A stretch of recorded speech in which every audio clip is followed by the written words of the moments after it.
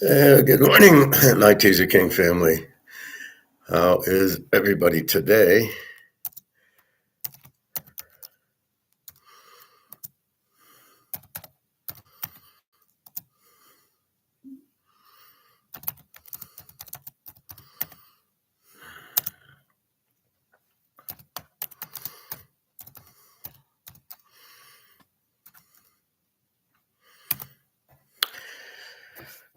Where's my phone? How's everybody today? We're just gold, silver, just keep moving. Let's see what they are right now.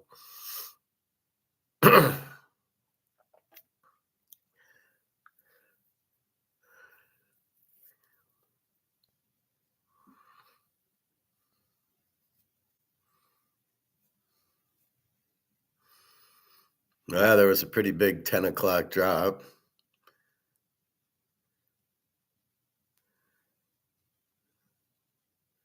Wow, look at this 10 o'clock drop.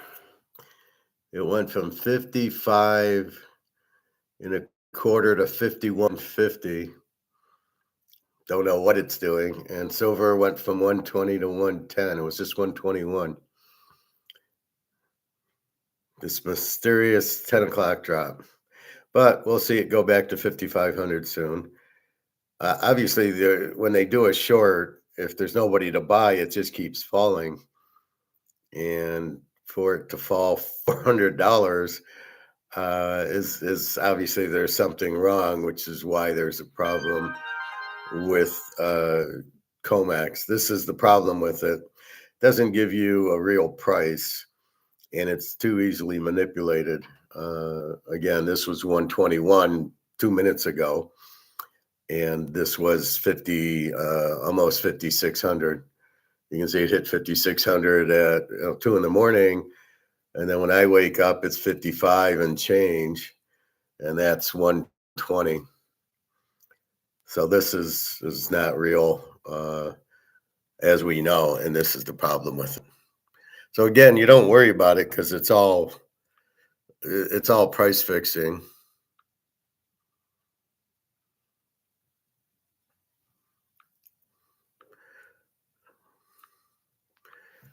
And so yeah, I can see psychologically you'd go, "Oh my God, it's going down" or whatever, but it really isn't. I mean, you notice it's at 10 o'clock. So all the US banks, for whatever reason, are doing their selling to get the price down. For what reason? Oh my God, people will buy stuff. I mean, this is to me, there's two things. One, they want to buy more, and they don't want to pay 5,500, 5,600 for it. They want to pay 5150 for it. So they get a deal. How much of it is a deal? And the same thing with silver, 121. Let's look at the silver.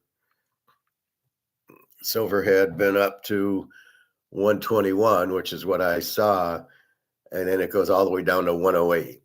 Okay, that makes zero sense. Now it's climbing back to 110, and it'll come all the way back. I mean, you have nothing to worry, but it is all bullshit. And this is the problem with COMEX. So what do you think the Chinese and the Russians are sitting there and notice we do it at it's 10 o'clock, 11 o'clock in the morning, which is 7 hours. Russia, China are 7 hours.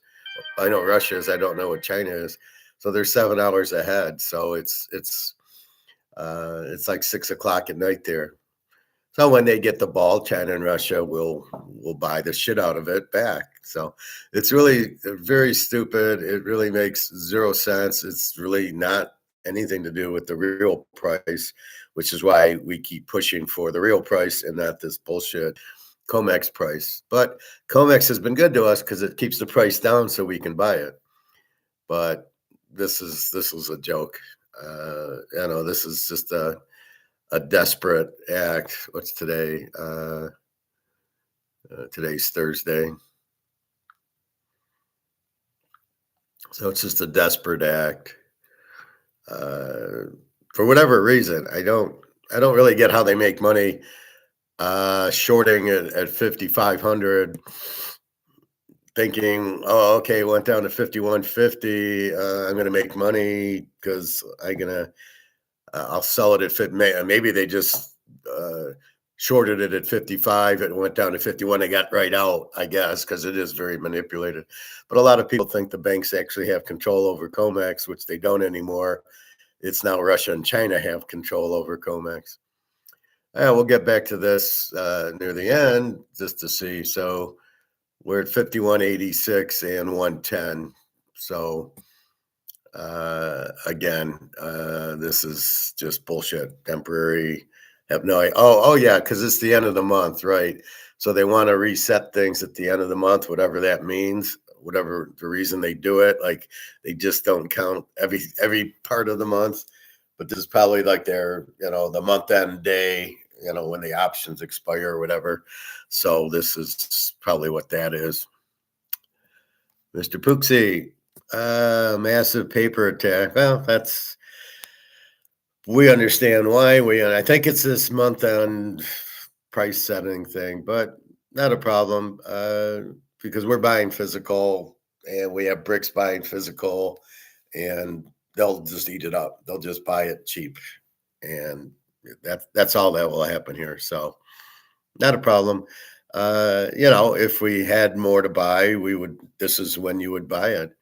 There's no fear it's going down any further, and there's no fear this is just down from options. But that's the problem with COMEX.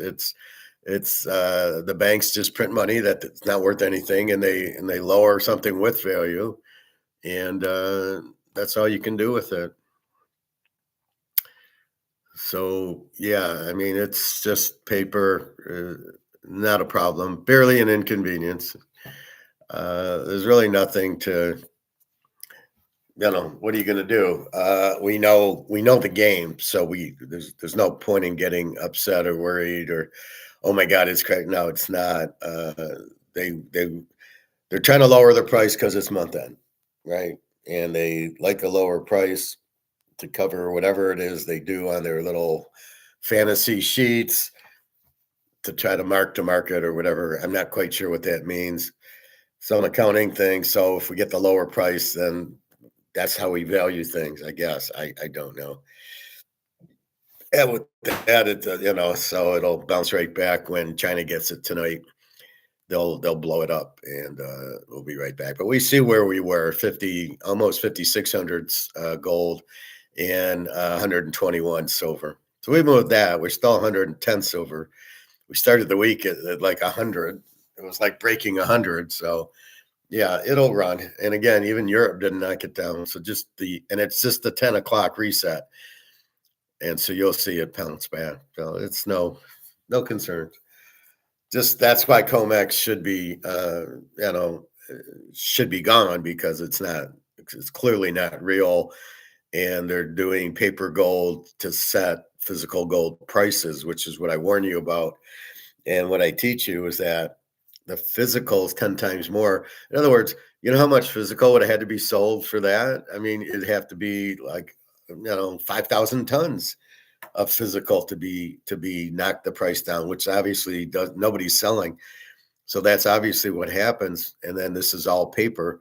So that's why I keep saying this is paper gold and paper silver, not physical. And this is a good point why the paper's worth 10 times more. As you can see, they just lowered gold from 55.75 to 51.75, right? That went down $600. Okay, that's how much paper they dumped. But in the physical world, it didn't go down at all. So add 600 to the price. Well, they keep doing that. That's where you're like, well, wait, if they didn't do that, because in physical world, nobody's doing it. Obviously, the value keeps going up and up and up because it's never going down. The only way a physical price goes down is if demand drops. So if you have a lower demand, then the price goes down. You want to go buy Oreo cookies and they make them $6 for the pack. And then nobody is interested in paying that much. So you see the price go down, or you see 2 for $5 or something like that. So it's okay, but you got to buy 2 of them to get the discount, which is their way of getting rid of their inventory because they know nobody's going to buy it at $6. It's all going to spoil. So what the grocery stores do is it's usually, buy one, get one free, buy one, get one 80% off, two for $5. Coke, you'll see that. The 2 liters of Coke is 2.99, three, 3.50, and then they'll say two for $5 because they can't sell it at 3.50. Nobody's there to buy it. But at two for five, you figure, oh, okay, I'm getting a deal. I'm only paying 2.50 for the Coke. So, but they want to move their inventory. In this case, this is just absolutely uh, why it's allowed to go is because the bankers are on the government, right? And so they're doing it. The bankers are probably what trying to get out of their options, even though they're all long. I don't know really who's shorting it, who's stupid enough because when the Chinese and Russians start buying this at this price, they're going to ask for delivery, which you don't have the gold and silver to deliver. Nobody has the gold to deliver on these options when they're bought back by the Chinese. So you just went from 55.75 to 51.75. Here come the Russians and Chinese to buy it because they'll buy it at any price because the more they have, and then they're going to ask for delivery, which you don't have, which you can't get. Why does this game allowed to keep being played? Makes no sense. Um, so it's really really hard to understand. Except for all Comex does is lower the price for people to buy it cheaper, and we took advantage of that. So I'm not worried about it. It'll pop back up. Frankly, if this is as far as it went down, I thought it went down $75. I didn't realize it went down $500 or $400. I'm seeing 55.75. I thought it was like, oh, it's 55.05, and I realized it was 51. So, um, that's the problem. So it's just more ways to buy. The banks buy. I assume two things. One, it's to be so people can buy it cheaper, and two, they think they can do these options because some of these people are thinking it went up too much, and now they're shorting it because they think, well, it's too high in a paper game. So it's really stupid. But everybody's buying it. You can see it was all morning was 55.75, almost 5600. So that's not even the real price of physical, but that's where we're headed. So it'll go back up there. It always does. Again, they take their 10 o'clock, bullshit. It's always you got to worry about 10 o'clock in the U.S. I think there's other ones. There's like a 10 o'clock at night. There's a 2 a.m. That's when it dumps, but none of it dumped at 10 p.m. It didn't dump at 2 a.m. It didn't dump at 6 a.m. So you had this big dump at 10. So that's why I always warn you about the 10 a.m. Dump. That's the problem. I got some videos we'll show on money. So trying to explain what money is. We'll get to the Super Bowl later. I think we've covered it, but there's only one game. When I look at the weeks I'm picking, 13 games and 15 game, whatever at the pros to 16 games. And now I'm like, I got one game. All right. And I can analyze it very quickly. So why is money important? There's a couple of videos I have where they tried to not use the Russian Revolution. The communists tried to do without money, and the government was going to do everything, which is why communism doesn't work. But money tells a lot. Money gives you something to buy things with, and lets you choose and lets you be in the market. That's Austrian economics. I don't know what, like here, I keep showing my Columbia, right? You don't know that I want a green Columbia sweatshirt. The market can't figure that out. And what do you do when there's new goods and services? You went to the VCR, then you went to the computer, and then you went to a laptop, and then you went to a cell phone. Well, how do you figure out how many to make and what prices? Well, that's what the market tells you. Oh, a lot of people like a cell phone. Oh, and then the price goes down because more people make it. The more supply, the price goes down because now there's more options and competition. And I can This guy's selling it for 1,000. Ah, I can make it and sell it for 900. And then the competition forces the price down and we buy it. And that's what happens. We need the market to explain that, and the market and the prices in the market.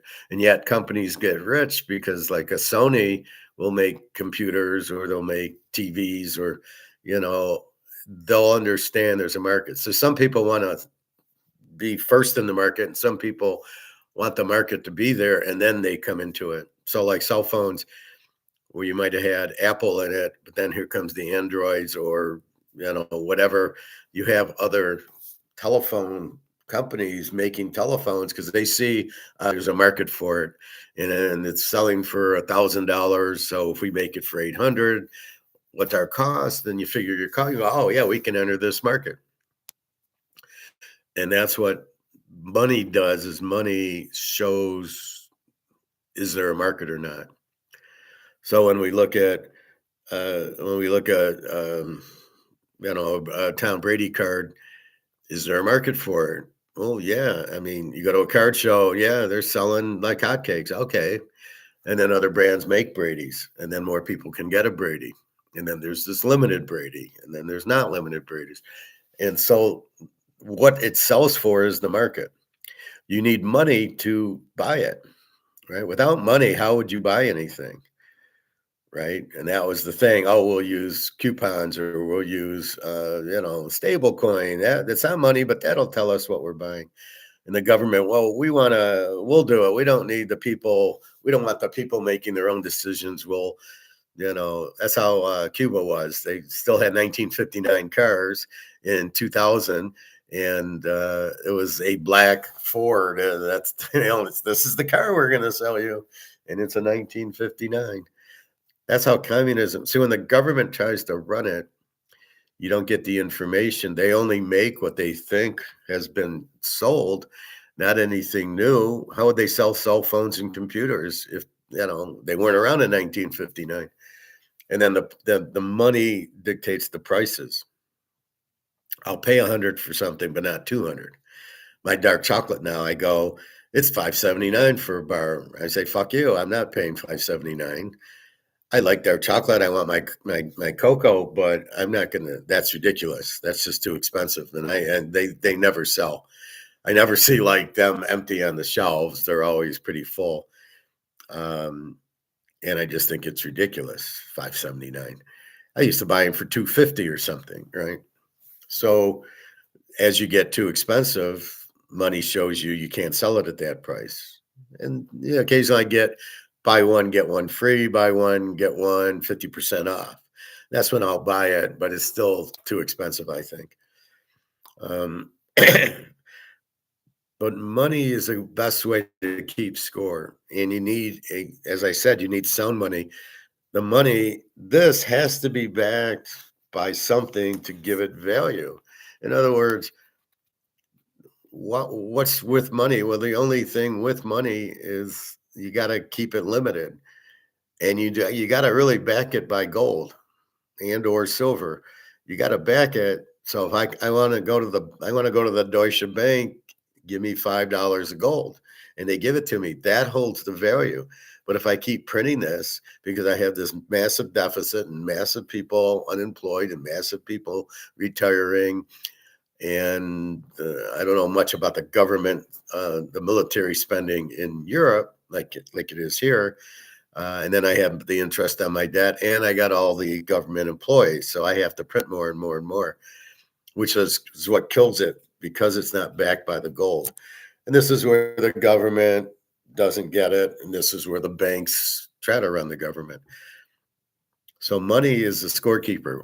We go to work, we get money, right? That's the whole point of going to work. So we go to work to get money to then use the money, and that's really the scorekeeper. But how do you need what's called the medium of exchange to value yourself at a job to then take that money and then spend it. So they used to use rocks and cows and tulips and all these things. Money didn't come along at first. Now the Romans went to gold and silver. So in Rome, you would have gold and silver, right? That's what you would have. Um, and as you got out of Rome and you went, I was watching something on like the golden age of each little section. There was China and there was Greece and there was Rome and then the U.S. and Britain, and they end up all collapsing. And uh, I'll show you that one. But the reason was because you basically um, end up being socialist. So you get very rich on a gold system, and then the government gets a little greedy and takes the gold off so they can steal the gold because they understand gold is valuable. And then so like the Romans, they took all the gold and silver out of their gold and silver. So it was just copper or nickel or whatever. And, uh, and then people would start starving. They'd want handouts, right? Give me food. So don't go to work for food. We'll give you food. Just make sure you elect me, so that they all get power hungry for some reason. And so uh, you have all these handouts. It's called welfare. Here's the same thing: food stamps. Um, Now, Social Security is different. I paid into it. You forced me to pay 7.65 of my check and my employer to match you. All I'm trying to do is get my money back. So that's not welfare. Welfare is food stamps. Welfare is, Medicare. It's the government handing out things for not doing anything. And that's the problem. And then you depended on the government because otherwise the government goes away. If you don't need the government, then there is no need for the government. Really, and then I give you the five things with the government. The government is, again, it shouldn't tax us much.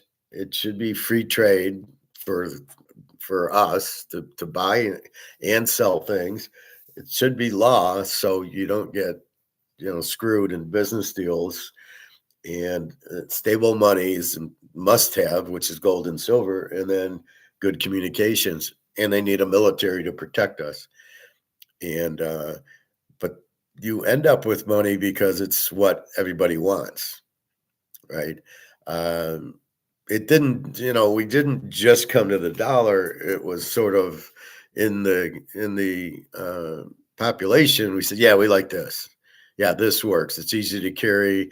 And now it's electric. We can put it on a debit and credit card and use it. And all we got to do is give a card and we can pay for things. So it's very easy like that. Um, and that's so, but how else do we, uh, how do we buy things if we don't have money? What are we supposed to use? So we just don't want the government to fuck it up, JP Morgan, and print it so much that it's worthless, which is what they've done. So they basically ruined the money.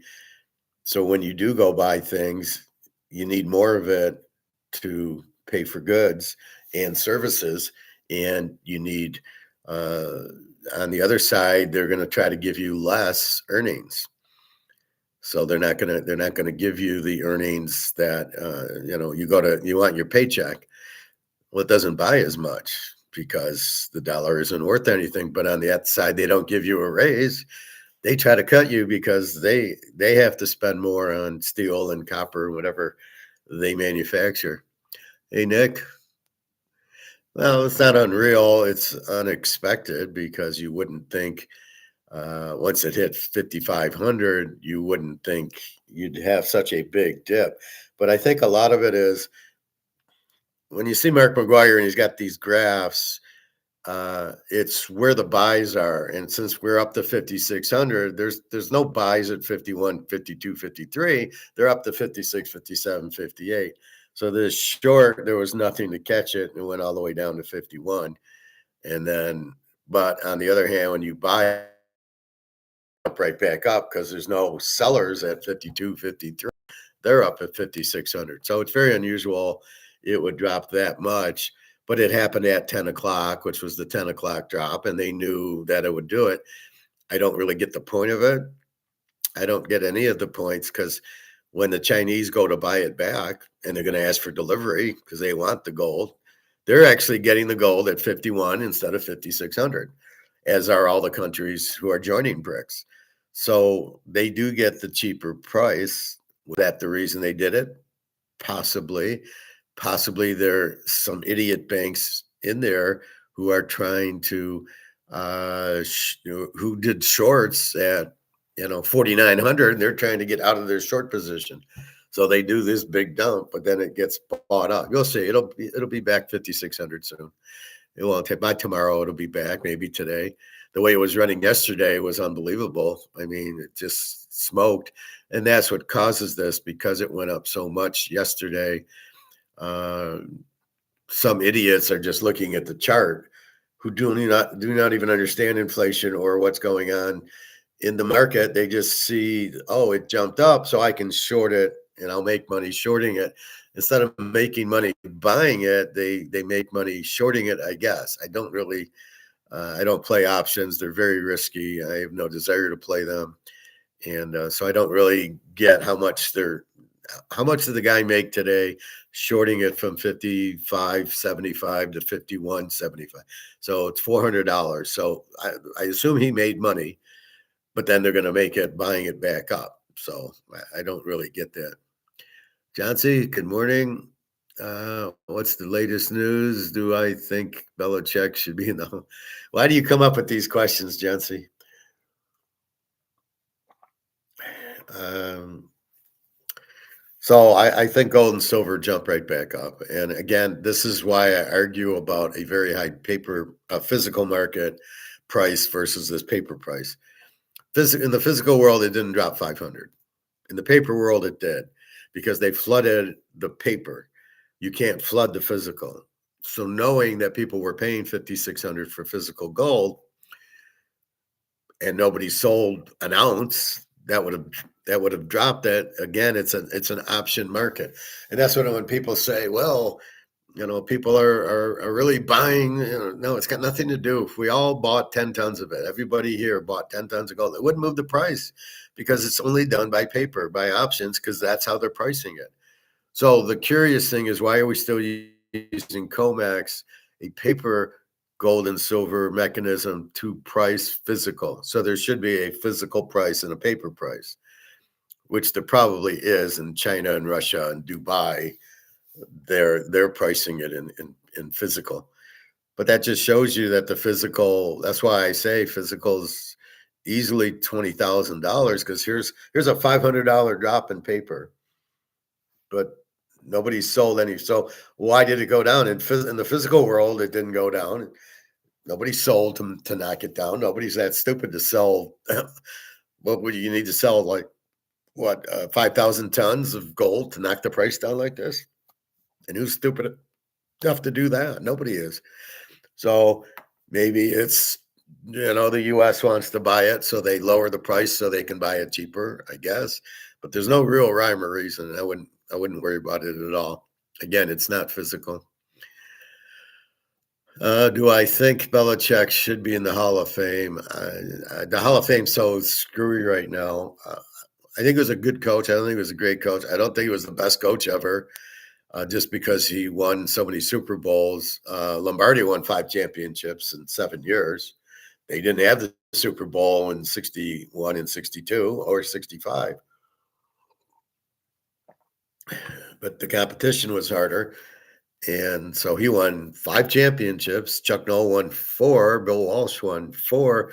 Does that make him the best coach? Well, I don't believe he was the best coach ever. I think it was Tom Brady, and when Tom Brady left, all of a sudden Belichick couldn't make the playoffs.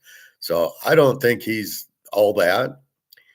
Uh, he learned under Parcells, so I think he learned under Parcells, but I don't know. I think he was a good coach. I don't think he was a great coach. Uh, it was Tom Brady. He was smart enough to put Tom Brady in the game. Put it that way. But I don't. He was a good defensive coach. Put it that way. He should go in as a defensive coordinator, and he'd be okay. But I don't pay attention to these Hall of Fames. The Hall of Fame should be Joe Montana and Lawrence Taylor and half of the '85 Bears and Ronnie Lott and uh, Tom Brady and Elway and Marino. Montana, Jerry Rice, that's the Hall of Fame. When you start getting these secondary players in, you've really screwed the Hall of Fame. So does Belichick, should coaches be in there? I guess. Lombardi, Bill Walsh, okay. Jimmy Johnson, yes. Belichick, I don't know. I mean, because you're measuring it based on him winning all these championships, which he really had nothing to do with it. It was all Brady. So maybe Brady should go in as the coach. Awes, I'm fine. How are you? You've been buying your gold and silver? I hope so. Um anyway, so we're talking about, I've been watching some videos on money and basically why it's important and why it should be left alone and not fucked up. So in other words, you need sound money, and to print it the way they do, this is the problem with government. They're run by banks, and the banks want to print more because they want money because they're all crooks. They all make Madoff look like a Boy Scout, and J.P. Morgan, Jamie Dimon is the biggest crook. For him not to be in jail, I mean, that's why he must be running everything, because he's not going to put himself in jail. He belongs in jail for as crooked as he is, and whoever ran the SEC with Madoff caused a lot of people to lose a lot of money because the SEC said, "Oh, Madoff's fine."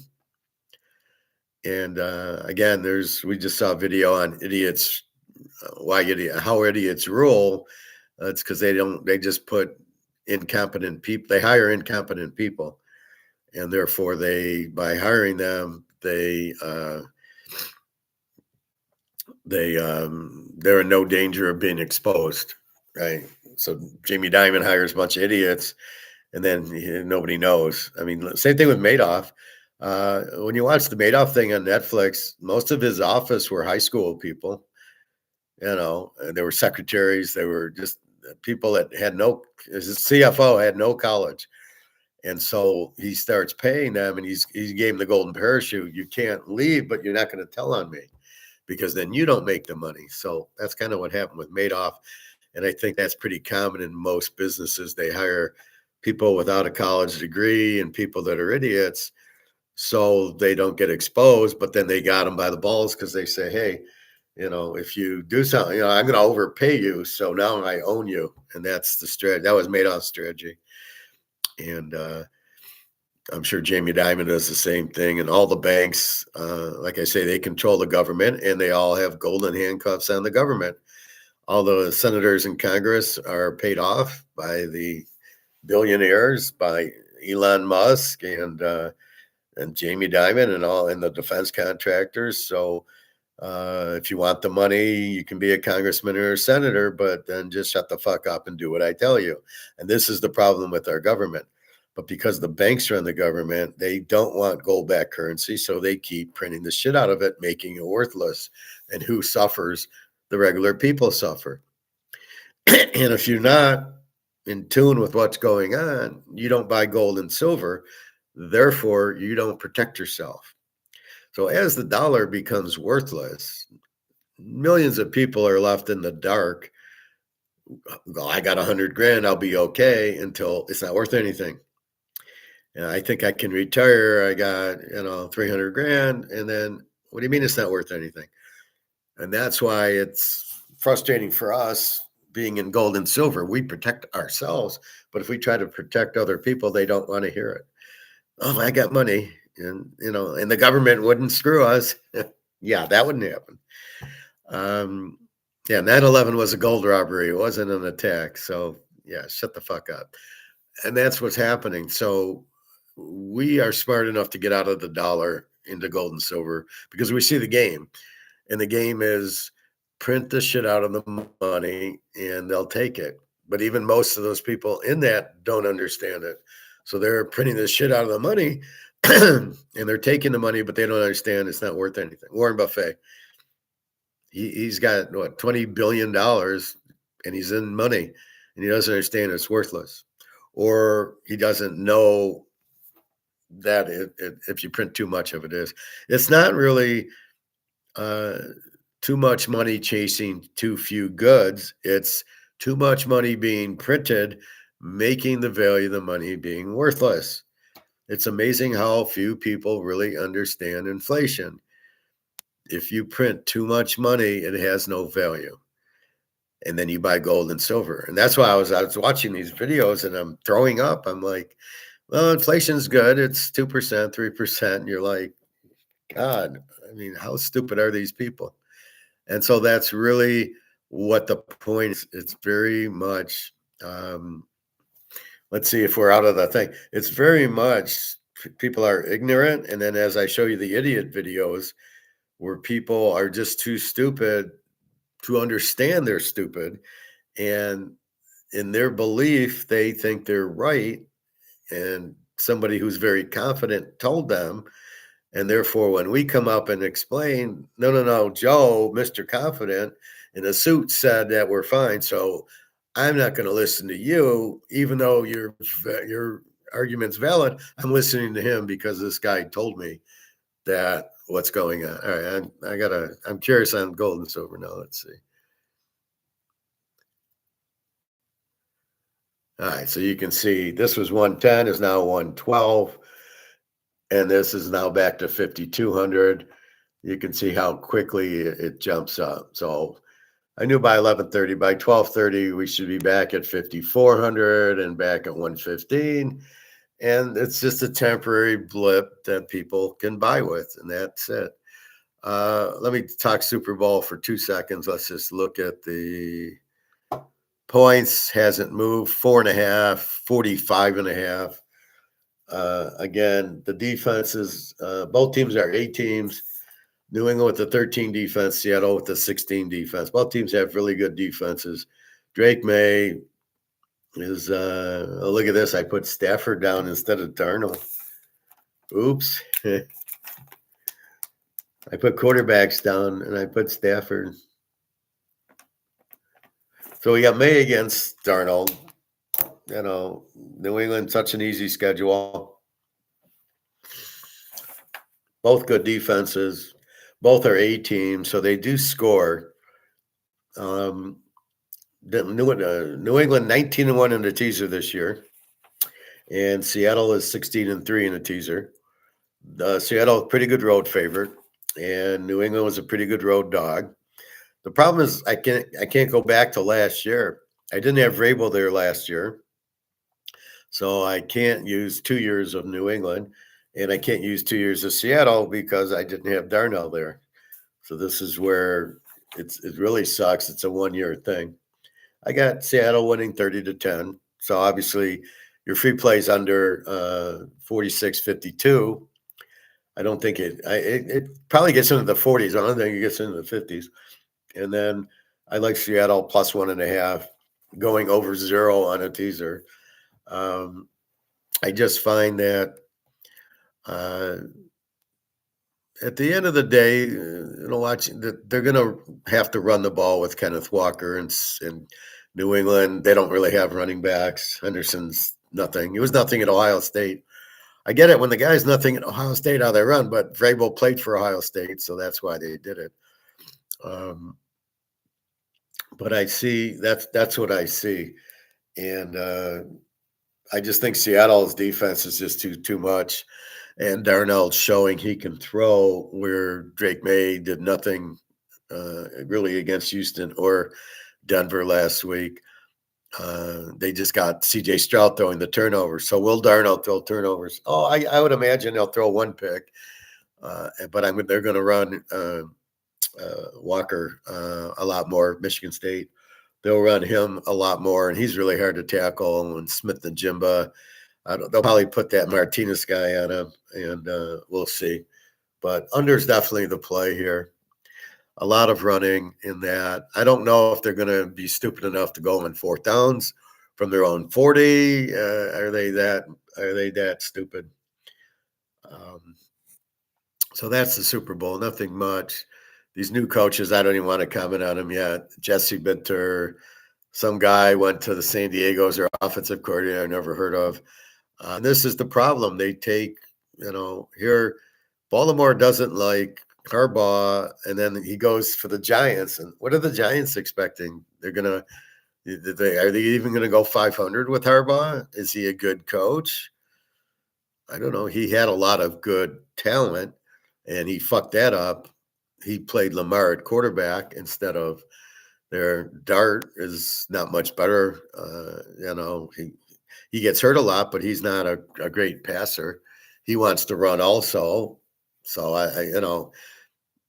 like they say, the NFL now is a running league where the quarterbacks kind of play like it's flag football, where they can't really get hit, so they're free to run, but it's only between the 40s or between the 30s, and once they get in the red zone, they're not going anywhere. And I don't like the rules. If you touch, the quarterback does a real late slide, or he's running down the sideline and you're about to hit him and he runs out of bounds. I don't like that at all. That's not football. The tush push is not football. I don't like any of it. You watch the old football, that's football. So I think it's really in trouble, just like the dollar. Anyway, so these new coaches, none of them are any good. They'll all get fired in 2 years. And it's just a waste of time. Harbaugh won't win anything. The other guy going to Atlanta, if Michael Penix is around. I like how these guys on the radio, oh, Michael Penix is hurt again. Well, he hurt his knee about 5 years ago in Indiana, looked pretty healthy at Washington, and then he didn't play him last year, and then he gets hurt this year. I thought you can't touch the quarterback low, and they did. So I don't know, but Penix is fine. If you got to have Kirk Cousins, you're not winning anything. But maybe he's a good coach. I don't know. Anyway, let's go back to money for a minute. We'll go back and forth. So money is, why does this have a value? Why is this being used? Because you trust it, right? You trust it more when it's backed by gold. But when the government takes you off the gold standard, it allows massive inflation. But the people don't understand inflation. It's prices going up, and look at it's the guys at the grocery store. It's Nabisco. It's Cheerios. There's your inflation. It's greedy. They raise the prices. Well, that's because this isn't worth anything. And so as soon as you stop trusting the dollar and the euro, and that is when it goes out.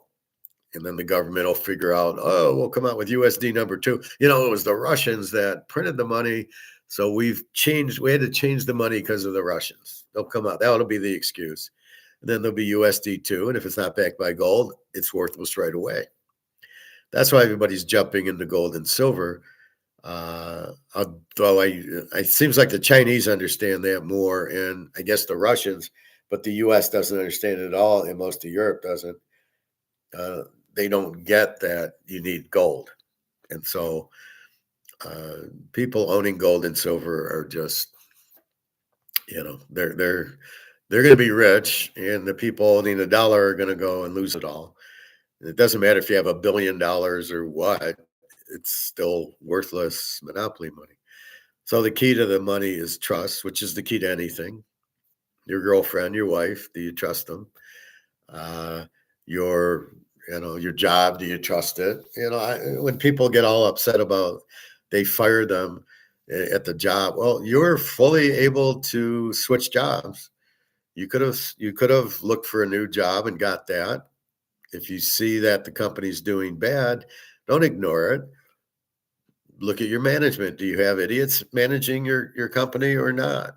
And most people do, because they hire dumb people because they don't want to get challenged, and they retire, and the guy takes over, doesn't know what he's doing or she's doing, and that's it. Look at Ford and GM are going into the ground because they went into the electric vehicles, which there's no market for. So don't be surprised. Don't get Madoff. Don't be stupid. I don't know how Madoff's doing it, but I'm getting 50%.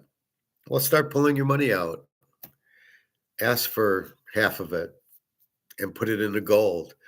There's that on Netflix. There's this guy crying with his wife, and I gave him 900,000 because I researched it, and the SEC said it's okay, and so I believed it was good, even though I couldn't figure out.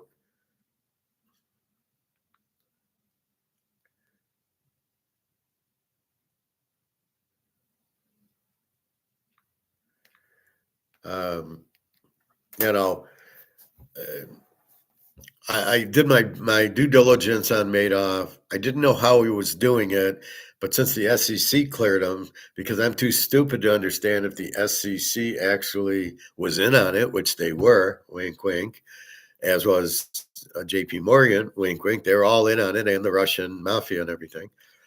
So that's what I'm looking at is people have they blame other people. Oh, Madoff broke Madoff. No, you broke yourself. You trusted something you didn't know. You invested all your money instead of part of it. You then didn't buy any gold or silver because you didn't understand it. You didn't have your money in the bank because you were greedy, and instead of getting 4%, where JP Morgan's not gonna, well, they're Ponzi scheming you anyway, but not the same. They're not gonna say you have zero, although that could be coming. You go into Madoff because of the return.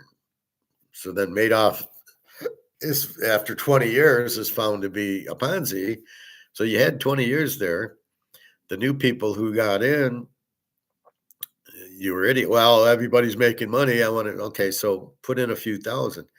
It's like gold. Normally you would put a little bit into gold. You got 100 grand. Okay, I'll put 10 grand into gold. And maybe I'll put 20 grand. I see it running up. I'll put 20 grand in. I put everything in. I put all my money into gold and silver because I knew it's going up. But I'm rare because I've studied it, and I've studied Austrian economics. So I knew once the dollar's gone, the dollar was gone. And then the only thing that survives is gold and silver. So once you understand that, it's not a risk at all. I am not going to get made off. Oh, gold's worth zero. Or China owns all the gold. You got to give your gold to China. No, no, no. That's not going to happen. And you can see they tried to dump gold today, and now it's starting to come back. So, you get these little dumps every once in a while. The 10 o'clock drop. I mean, it's such bullshit. But it doesn't mean anything. It's a paper drop, and we're dealing with physical. We don't care about margins. We don't care about that. But again, money is trust. And tulips were used as money in Amsterdam until there was a frost. They didn't grow. Now there was no money. So how do people go shopping? So that's why you dumped it. You go to this because all you're doing is printing something. And so they pretty it up with the president, and they put a number on it. And so you go, oh, okay. So I'm going to trust that this, and then you go to the store and you use it. And Kroger's uses it. You use it at Kroger's, you buy something, they take it. So you trust it, going, yeah, I can go to Kroger's and I can use my debit card or my credit card if I don't have cash or I don't want to use cash. And in Europe, the same thing. I go with my credit card and shopping and pay for the hotel and the food, and they all take it. So it's funny though, they give you a USD or a euro choice, and it's going to be a big difference next time I go to Europe. But money's used to buy things. That's why you have to have it, and it's got to be real, and it's got to be backed by gold or silver or something like that. I don't think about oil, but gold and silver. That's the best, and it needs an anchor, and then the money is trusted. Everybody goes, yeah, it's trusted. Everybody, yep, that's what we need. And there you go. So all it is paper that's printed. Like I said, the Romans used silver and gold, actual silver and gold for money. And they just printed. So, we're on the Appian Way, and we have this, and we go buy food or clothing or togas or whatever, whatever Romans did. And then each country, the British pound used gold, and the French used gold, Spanish used gold. So everybody used gold because you can't print it and it's pretty. So when people had it, the problem is the politicians love it too much. So they hoard it. And then they come out with dollars that aren't backed by anything. Well, we're going off the gold standard. We're just going to print the dollars, but don't worry. And then the people in charge steal all the gold. And then it ends up where the dollars, well, we'll just print more dollars. We'll just print more. Oh, we have a war. We'll print more. Now, the problem with what the U.S. is doing, they're putting all their money into the defense contractors, which doesn't help your economy at all.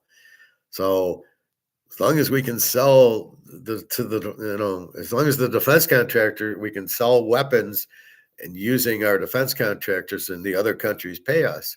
Well, that's not an economy. You need food and health and clothes and all that stuff for a good economy, not that. So then you have,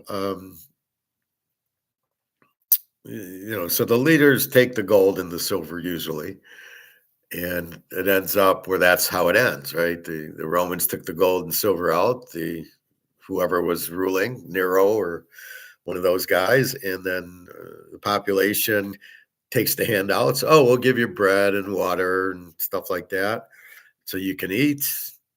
Uh, and then and eventually it runs out because it's not an economy. And then you print more money to help the poor, and then it's worthless. And the poor get screwed, and the poor trust the government. All the poor had to do is buy gold and silver, and the poor would be okay. And here, the price of gold and silver should be going to the moon. Then you get these idiots on Comex dumping it for whatever reason. I never understand the reason except for they want to buy it cheaper or they're trying to get out of their options. I don't know which one it is. I know it's the bullion banks doing it. Last time was Toronto Dominion Bank and then Deutsche Bank were doing it. Um, so I don't really get. And then why at 10 o'clock? I don't know what that's all about. But then you can see right at, people are waiting. Oh, they're going to dump at 10. So I'm going to buy. Well, instead of buying at 9, I'll wait till 10:30 to buy, which is what I used to do buying gold stocks. I used to wait for that 10. Like now, it would have dropped all that way. And then it would be a frenzy for me. Then when it started to come up about 10:30, 10:45, I'd be buying it. And now I would have made a couple dollars already on it, which would have been huge because I'd buy 1,000 shares. That's why you wait for the 10 o'clock drop. And it's been happening for years. I mean, this is 5, 6 years ago, I was buying gold stocks. I'd buy Newmont Mining, 1,000 shares, hold it for about 3 hours, sell it, make $600, $700 a day, and off I went. And so, I mean, that's what I would have done. But again, I don't know why they're doing. I don't know what this 10 o'clock fix is. Maybe I'll try to see if Mark McGuire knows. I'll give him a question. Um, Otherwise, that's it. So it's a trust thing. We trust gold and silver. We still trust the dollar, but we don't. We're not going to get made off. We're not holding dollars until they go to zero, which is what I'm doing here, is to get you out of that, to not trust that the dollar's worth, that the government's honest. We know that's not the case. And we know that the politicians are run by the banks, run the government. So the banks are always, and I don't know how smart they are, although they seem to be buying gold and silver now. So we'll see. So let me show you some videos. But that's what money is. It's a trust. So you can buy and sell things, right? Let's say you got a mantle card, you want to sell it. Well, you need money, right? What are you going to sell it for? So you can't just use barter for everything. Oh, I can get $75,000 for my mantle card. Okay, well, I want the money. And I'll use the money to buy gold and silver, to buy clothes and go on a trip and all that. So that's what really money is. And then it tells you that you can get 75,000 for the mantle card, or 500,000 or a million for the mantle card, depending on the mantle card and the condition. And then the market dictates the demand and supply. So if the demand's high, you can get a lot of money if you own the card.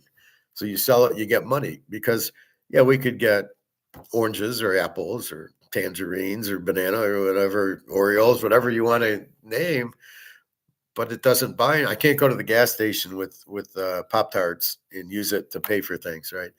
I need money to pay for it. So right now it's paper, but that's where the gold and silver, it is money. It can't be printed. Yeah, you get this bullshit derivative drop, option drop, which is a paper drop, but we're living in the physical world, so we don't care. Let's take a look, and then we'll go look at our some YouTubers.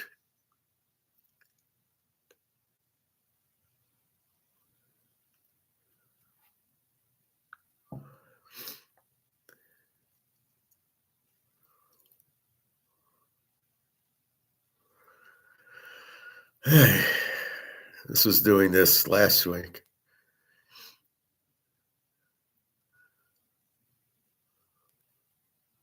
Well, silver's now back to 113. So this has gone from 121 to 110 and now jump back to 113.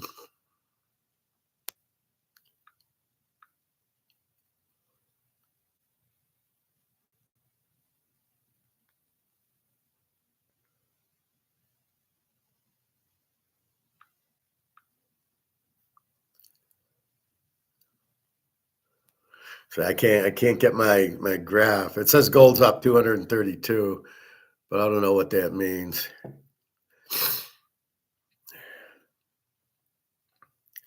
I guess it's so active that this website's getting crushed. They can't do it. Well, we'll come back to it.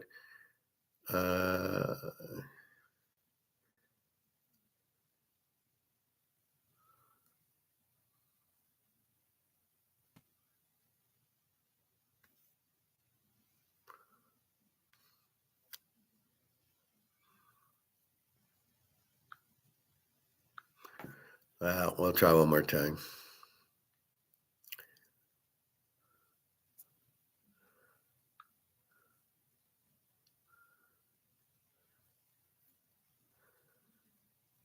Well, it's got here gold back to 52.8. Well, this is futures.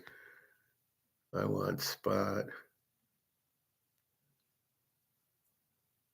Well, here it says it opened at 54, got down to 51.26, and now it's back to 52.80. So somewhere in that neighborhood.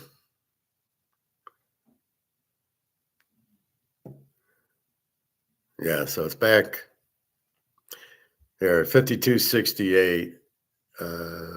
If this is spot.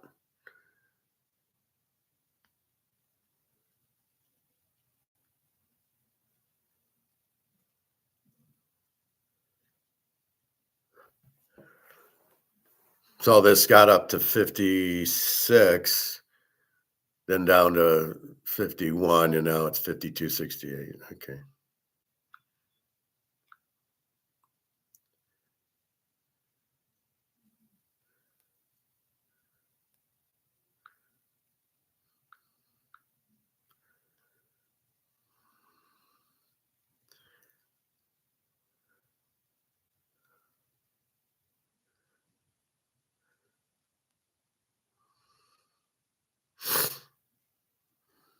Realistically, how high will gold go?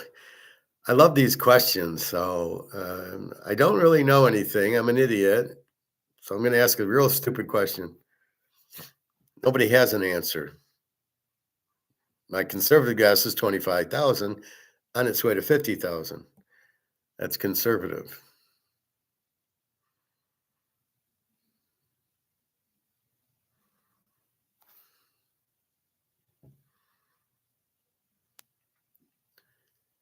So 52 says almost 5,300.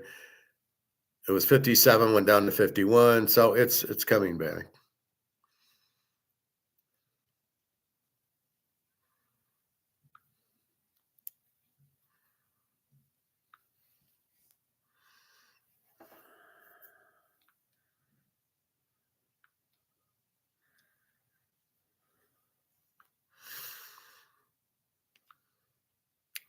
All right, let's go to some videos.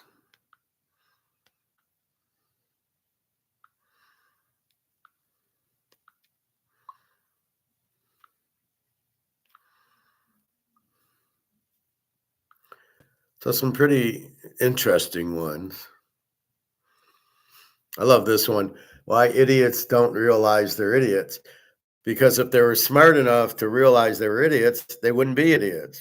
In other words, they don't know that they're idiots because they're stupid, because that's how they think. All right.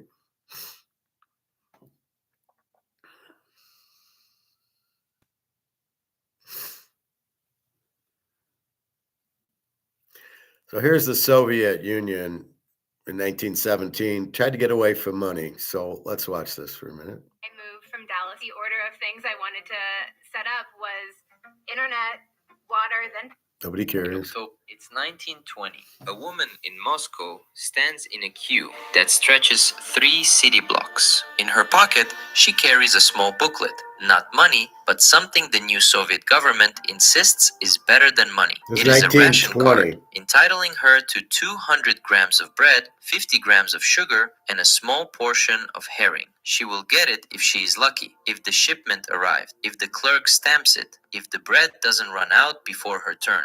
The Soviet Union promised a future without money, a system more rational, more socialist, more fair. But as this line stretches into the freezing morning, everyone thought the same. If money is gone, what's actually running the economy now? This is the story of one of the most radical economic experiments in human history. For over 7 decades, the Soviet Union attempted to marginalize, control, and at times eliminate money itself. It was an experiment born from ideology, sustained by force, and ultimately defeated by a force even more powerful than the state, human nature.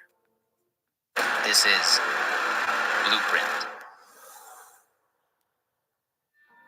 The roots of this experiment stretch back to the writings of Karl Marx and Friedrich Engels in the 19th century. Marx viewed money as more than a neutral medium of exchange. He saw it as a social relation, a mechanism through which capitalism extracted surplus value from workers and perpetuated inequality. In his vision of communism, money would become unnecessary. Production would be organized collectively. Distribution would occur according to need, and the alienation caused by commodity exchange would dissolve.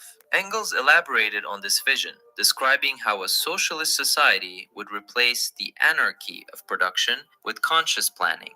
Goods would be produced according to a central plan and distributed directly to citizens. There would be no need for prices to signal scarcity or coordinate production.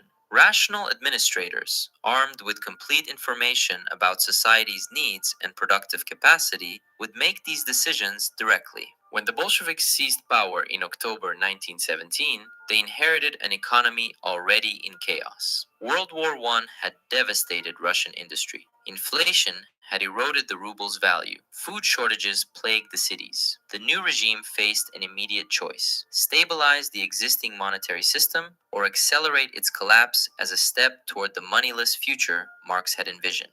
Initially, the Bolsheviks pursued the latter course. Between 1918 and 1921, during the period known as War Communism, they implemented policies that came closer to abolishing money than anything attempted before or since in an industrialized society. The approach was multifaceted. First, the state nationalized banks and consolidated them into a single people's bank. Private banking was prohibited. The regime gained control over credit creation and could direct investment according to political priorities rather than market returns. Second, the government nationalized industry and eliminated private trade. Factories were placed under state control. Private commerce was declared illegal. Received rations rather than wages. These rations were allocated according to a complex classification system that ranked citizens by their usefulness to the regime. Heavy manual labor. So you were not paid in money. You didn't have money. How did you buy things? I wanted tennis shoes. How would you get the tennis shoes? Um, I want to eat chocolate chips instead of Oreos. You didn't have that option. See, there's no choice. There's no competition. Everything's state run. There's no money. You can't live like that. That's why communism doesn't work or socialism doesn't work. The state makes the decisions. The state can't make the decisions.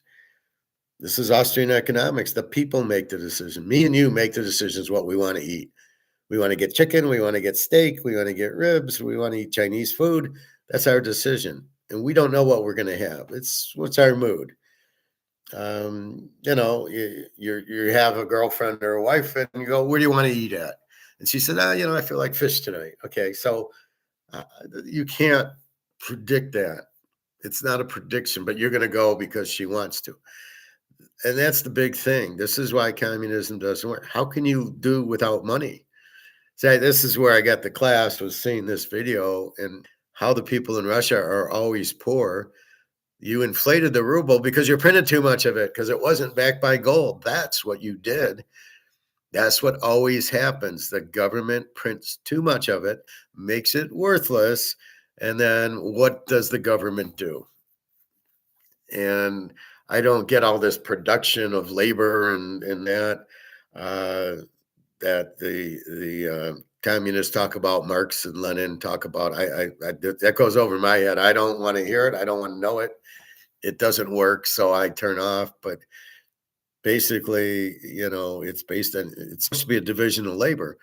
You're a doctor, you make more money than a guy who works at the grocery store because you're much more valuable and much more in demand. You're an attorney, you're an IT guy now, you're a finance guy like me. You make more money accordingly because there's much fewer of us. You can't just replace me with some guy from Kroger's. He doesn't know what finance, he doesn't know what Excel is, he doesn't know what SAP, what a general ledger is. So there's things that we're trained for that you're not. We get paid more because we're trained for it. That's the point of it. So, well, how are you gonna if you're not gonna use money? How are you gonna pay me? In potatoes? Here's 20 potato. Well, but I want tennis shoes. I mean, I can't take the potato to go buy. See, you need money because it's the best. It pays you. I get paid in this, and then I use this to buy other things. That's the critical point of money.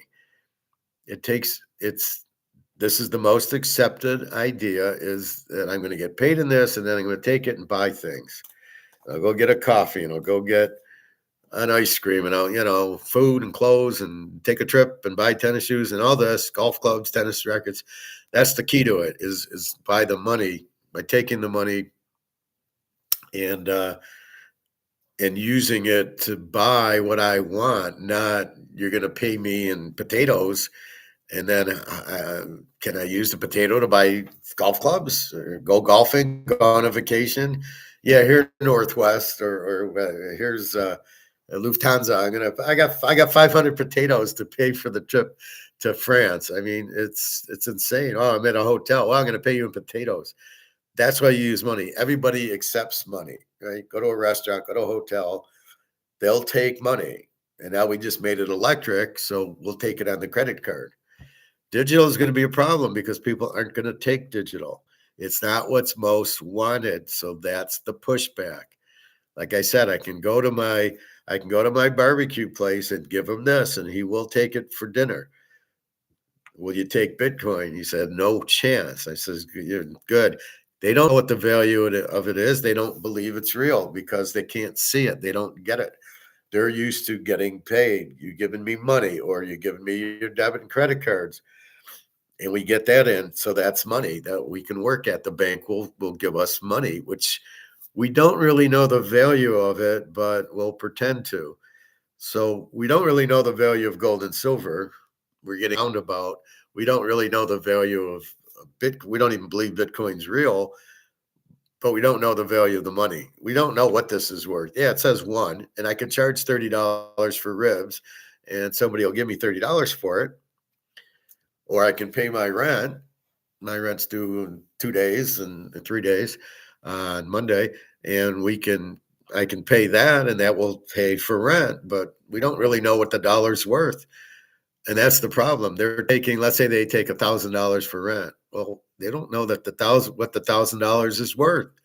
And that's the point of inflation. Inflation makes your money worth less. It makes it worth nothing. As he just said, well, the ruble lost all its value. So we came out with this system of giving you potatoes or whatever they gave them for work. Then depending on the level of work was how many potatoes you'd get. Which did not work at all. And the government will dish out what we think you need, not you. And that's the problem with socialism and communism and government run things. They don't know what you want. That's the biggest thing. That's Austrian economics, basically. I want a tennis racket. I want golf clubs. I want to go golfing. I want to go bowling. I'm going to go to the pool. I'm going to go to Vegas. I'm going to play poker. That's the freedom money gives you is it allows you to do what you want. And that's the whole premise of the US. provided you don't fuck up the dollar. But nobody knows the value of the dollar. That's the problem. We know the value of gold and silver are going up. We know the value of the dollar is going down. This is why I rip it, because it's not worth a whole dollar anymore. This is really worth zero. But because I can go to Kroger's and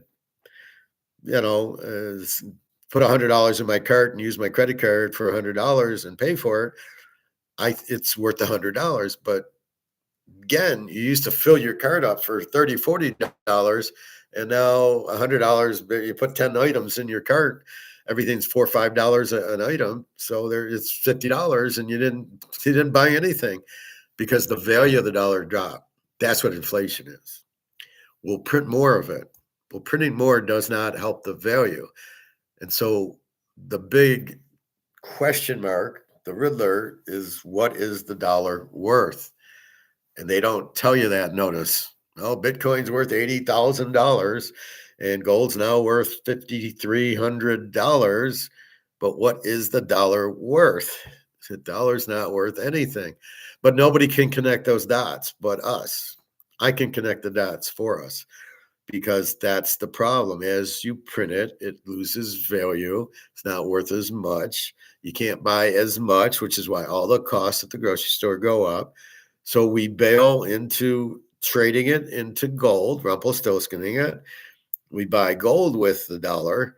So as the dollar's going down, the guy at the store still takes it.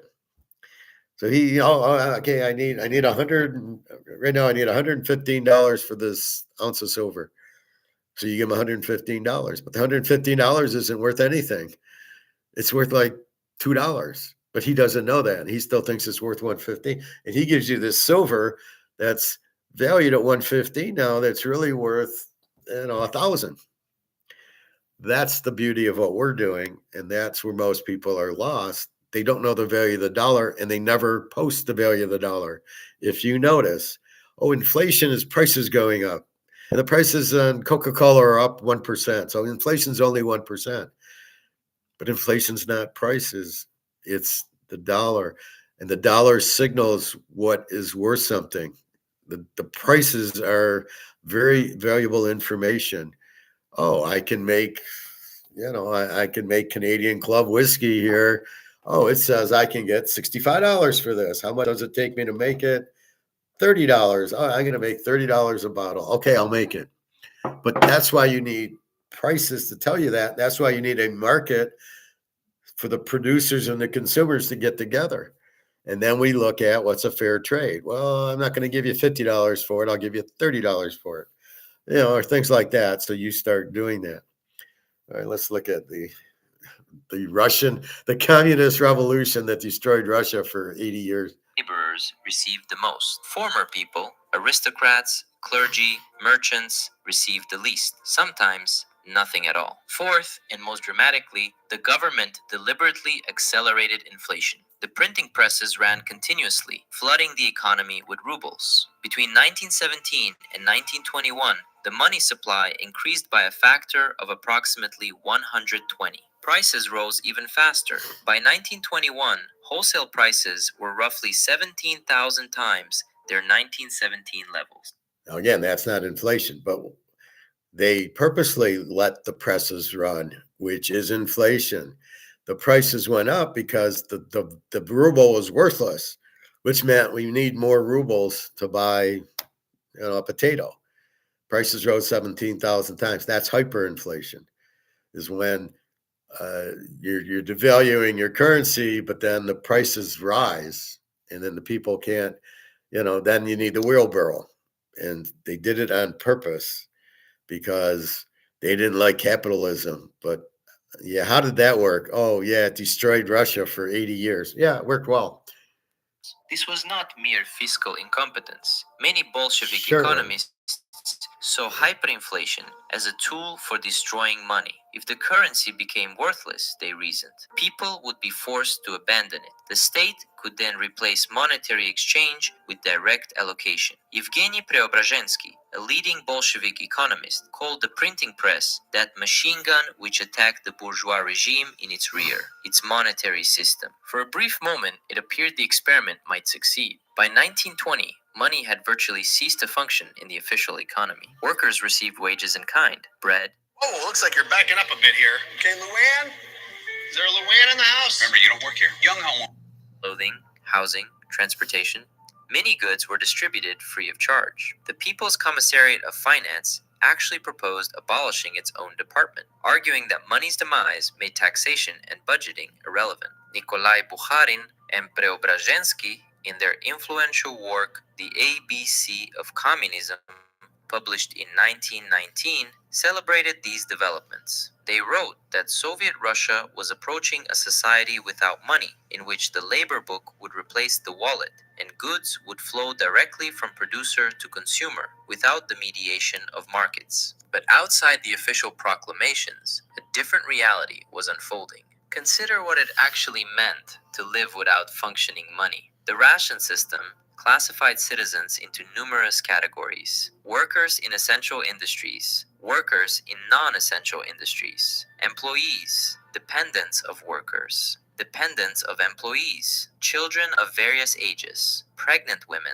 nursing mothers, invalids, and many more. Each category received different rations of different goods. A worker in a Moscow factory might be entitled to different amounts of bread, sugar, meat, fish, fats, vegetables, tea, soap, and tobacco than a worker in a Petrograd shipyard. In theory, this system would ensure fair distribution according to need and contribution. In practice, it created a nightmare of bureaucratic complexity. A single transaction that might take seconds in the market economy, buying a loaf of bread, now required navigating a labyrinth of regulations, permits, and queues. The queues became a defining feature of Soviet life. Citizens spent hours each day waiting in line. A worker might spend the entire day obtaining their rations rather than actually working. The queues were not just inconvenient, they represented a massive destruction of productive capacity. Millions of person hours that could have been spent creating value were instead consumed by the distribution system. The ration quantities were also... So basically, you need a market economy because it just makes everything more productive. You have money, you can use it to buy things. There's not this rationing and who keeps track of that and all these little categories. So you can see where it's very dangerous to not have money and not just let everybody buy what they want to buy. More productive. They're busy working, not waiting for their ration. Probably unhappy with the ration they got, but I want chocolate chips today and you can't get it. This explains a lot of the Russian people. Probably why they're so jealous of the U.S., some are, is because of we have money, we have markets, it works, it's successful, and they had it and they went away from it. So they're jealous and frustrated that we had this system, we went away from it. So this is the danger of not having markets. Markets tell you everything, tells the producer and the supplier what to do, and that's it. All right, so enough of that. Let's see what else we've got.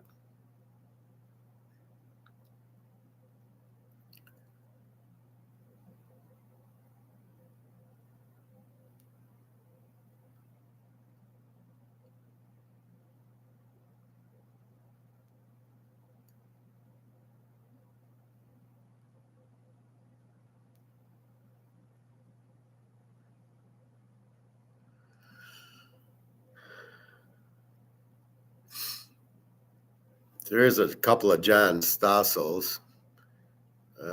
Let's play this one. This is on. That's the sound of an American oil company hard at work.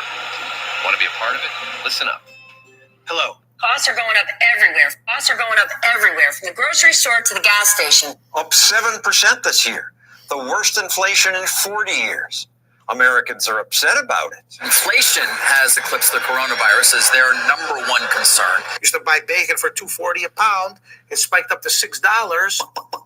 As inflation rose, government experts told us, don't worry, it's transitory. I don't anticipate that inflation is going to be a problem. In the end, it will be transitory.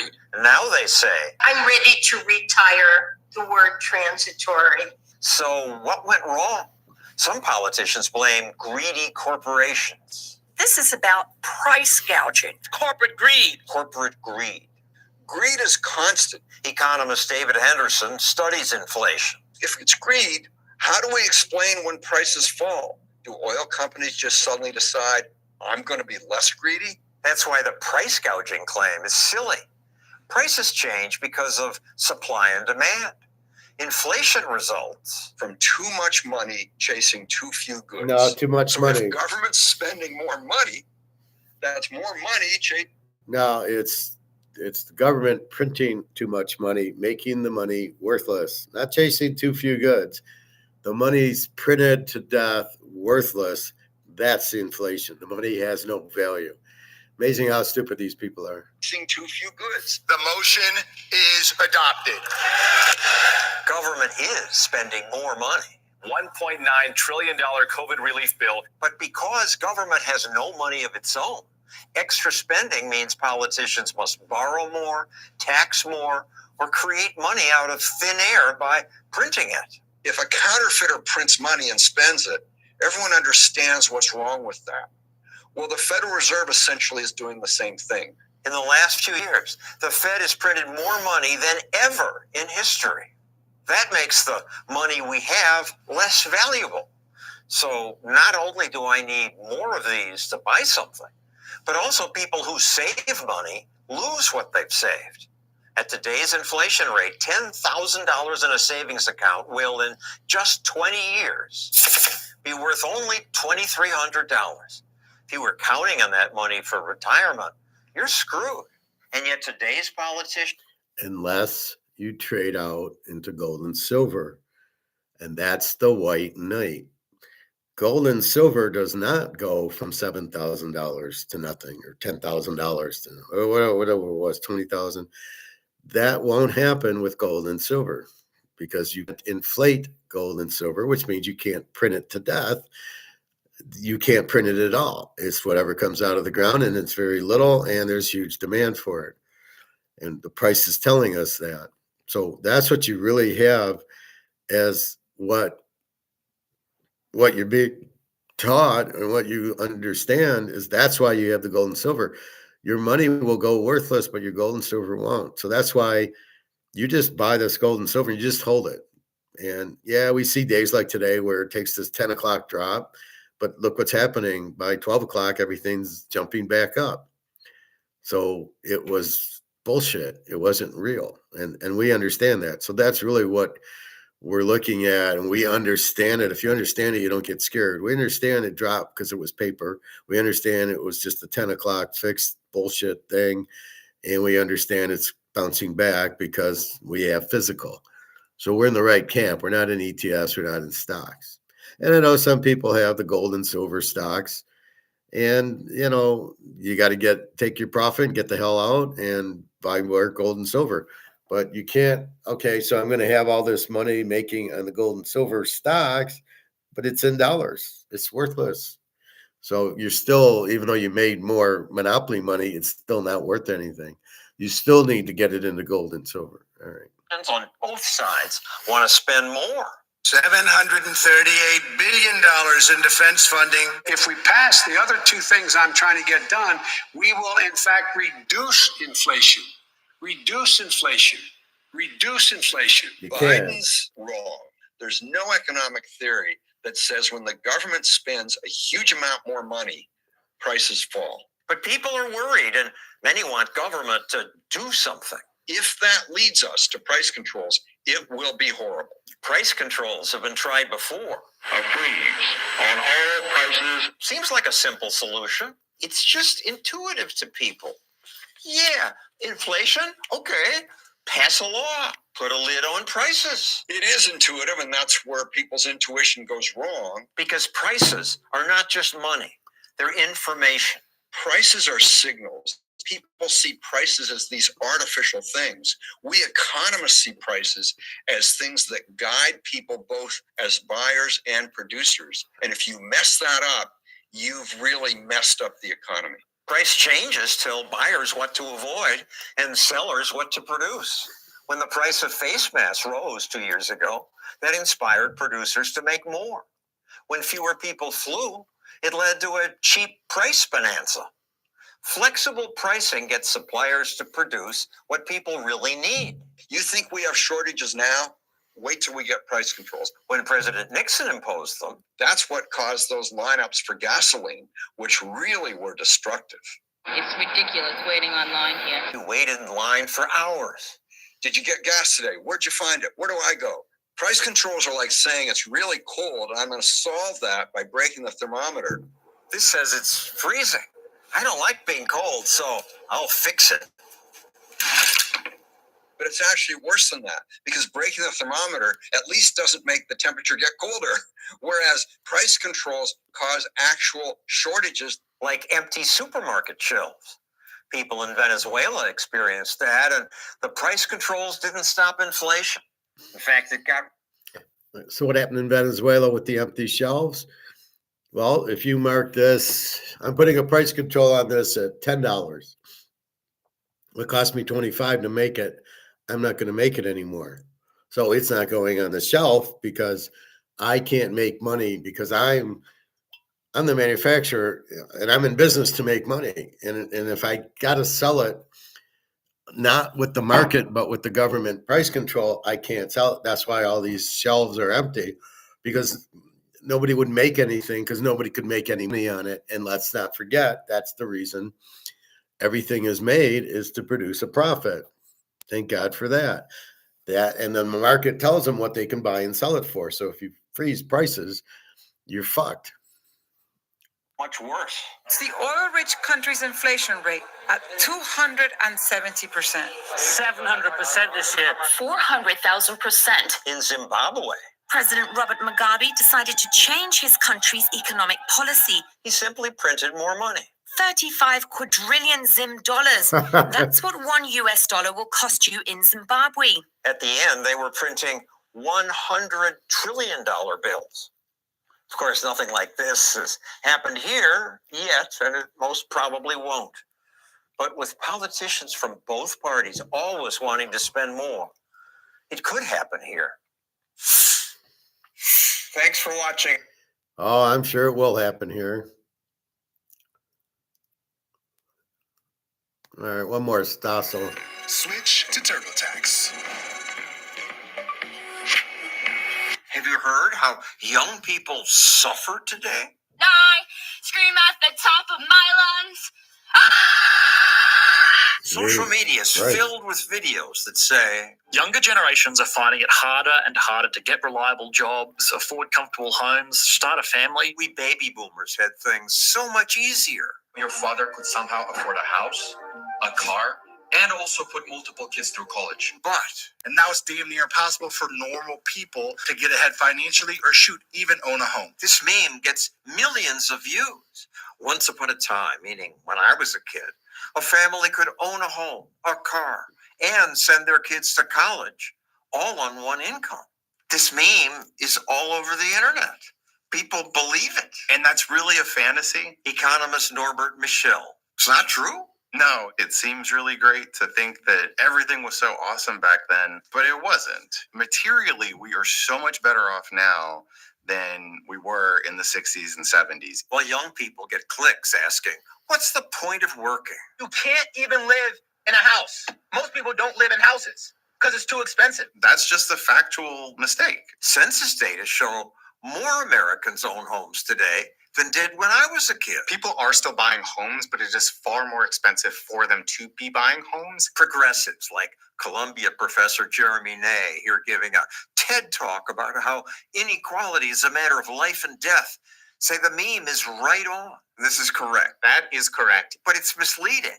Houses are more expensive today, but they're bigger and nicer. The homes that we're buying now are not the homes that people were buying in the 50s, 60s, and 70s. 4-bed, 3-bath with a 2-car garage. We have bigger homes, better equipped homes. Modern homes are much bigger than homes were when I was a kid.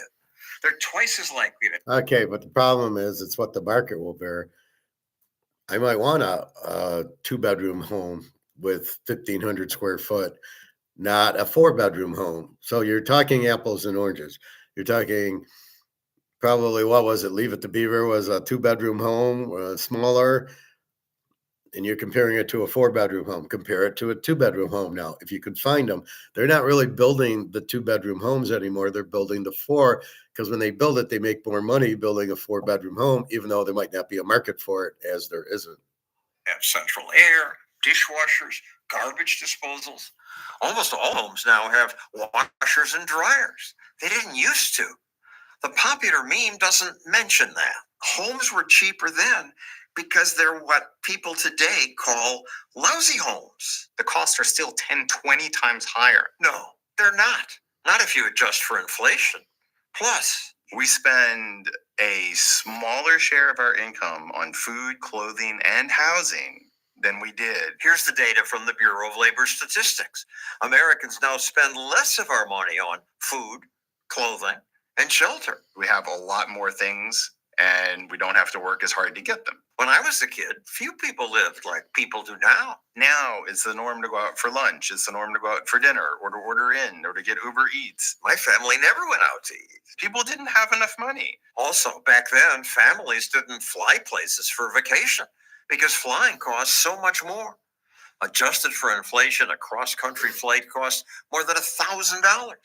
Now it's about $300. People did not just go on vacation. People did not fly all across the country. But TikTokers say we young people have it so much tougher.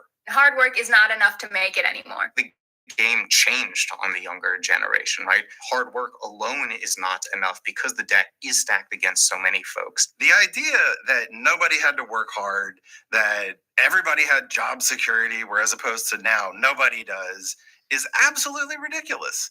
My dad would have laughed at that, and he should have. Income is definitely higher. Jobs are more plentiful. Opportunities are more plentiful. The job offer in under 30 minutes. Unemployment today is half what it was when I was a young reporter. I got a college degree. Back to that meme, which says a family then could afford to send their kids to college.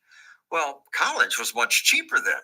But even so, most people didn't go to college. Roughly half of the labor force didn't even finish high school. That's unheard of nowadays. Finally, yes, a family could own a car, but it was nothing like today's cars. American cars were so absolutely and unutterably awful. They rusted quickly, and now cars last more than twice as long. Nate tweets that jobs that once provided high school grads with middle-class stability now offer poverty wages. But overall, Gen Z does better. The Economist points out that Gen Z incomes are 50% higher than what we baby boomers earned. Still, this woman gets hundreds of thousands of likes saying, Gen Z is the first generation where they're same age as their parents. They're making less money, not more. no, they aren't. And it's not just progressives who spout these myths. Families in the old days, they saved money. We don't have a great country anymore. We're going to go back to the old days. Why do people put out this misinformation? Politically, it sells. And it makes it really easy for a politician to say, I'm going to fix it. We always have a tendency to believe in the things that are wrong and that are bad. And that's unfortunate because overall, most people have been doing much, much better. To counter the misinformation, Stossel TV created a more accurate meme.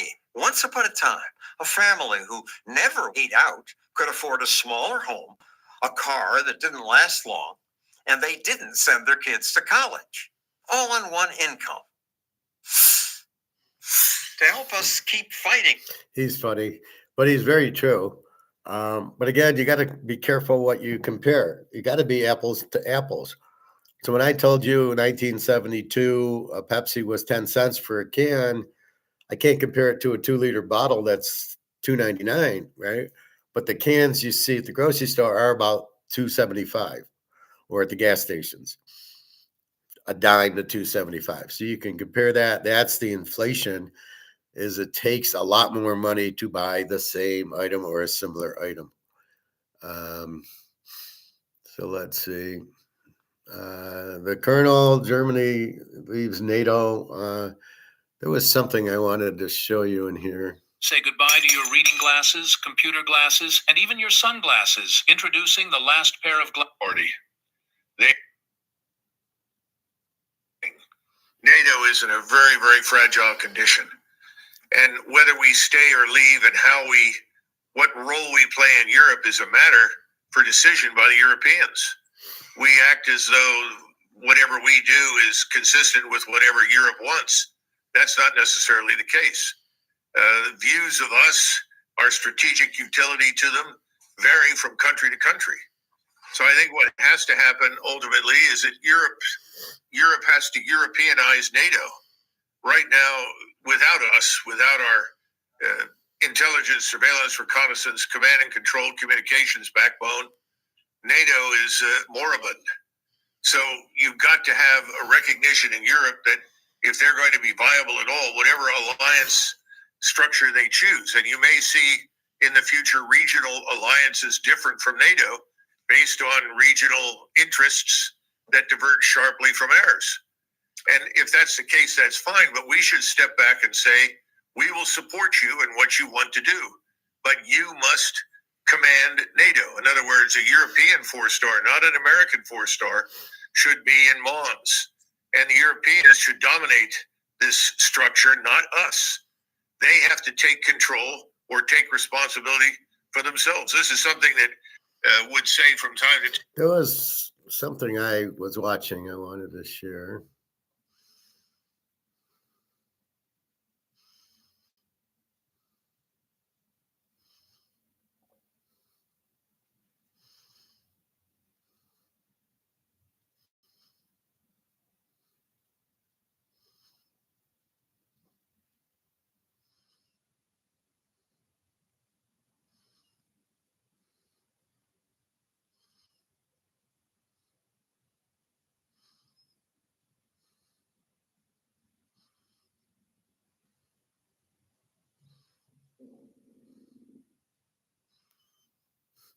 Our doctor said there's an anti-aging fruit, and that was a pomegranate. So instead of, she did it like it was a 2-minute video. In the last 5 seconds, she says it like, just get to the fucking point. I hate when they do that. So it's pomegranate is supposedly this anti-aging fruit, keep you very healthy. I don't eat them. I eat avocados, but maybe I'll stop or I'll start.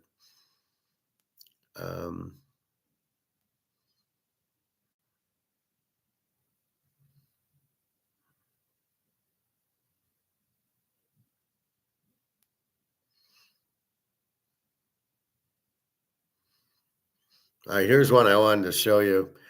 So this is this valuetainment. I hate this guy.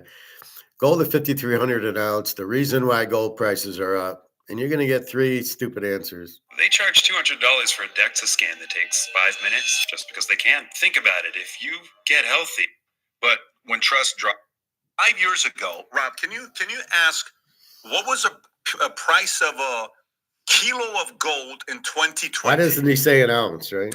Price of kilo of gold in January of 2020. Okay. I used to buy these kilos of gold, and I look at the price, Tom. Tom, look at the price. We used to buy these kilos of gold in 2020, January, 6 years ago, and we would run contests, and the winners would get a kilo of gold, which is what?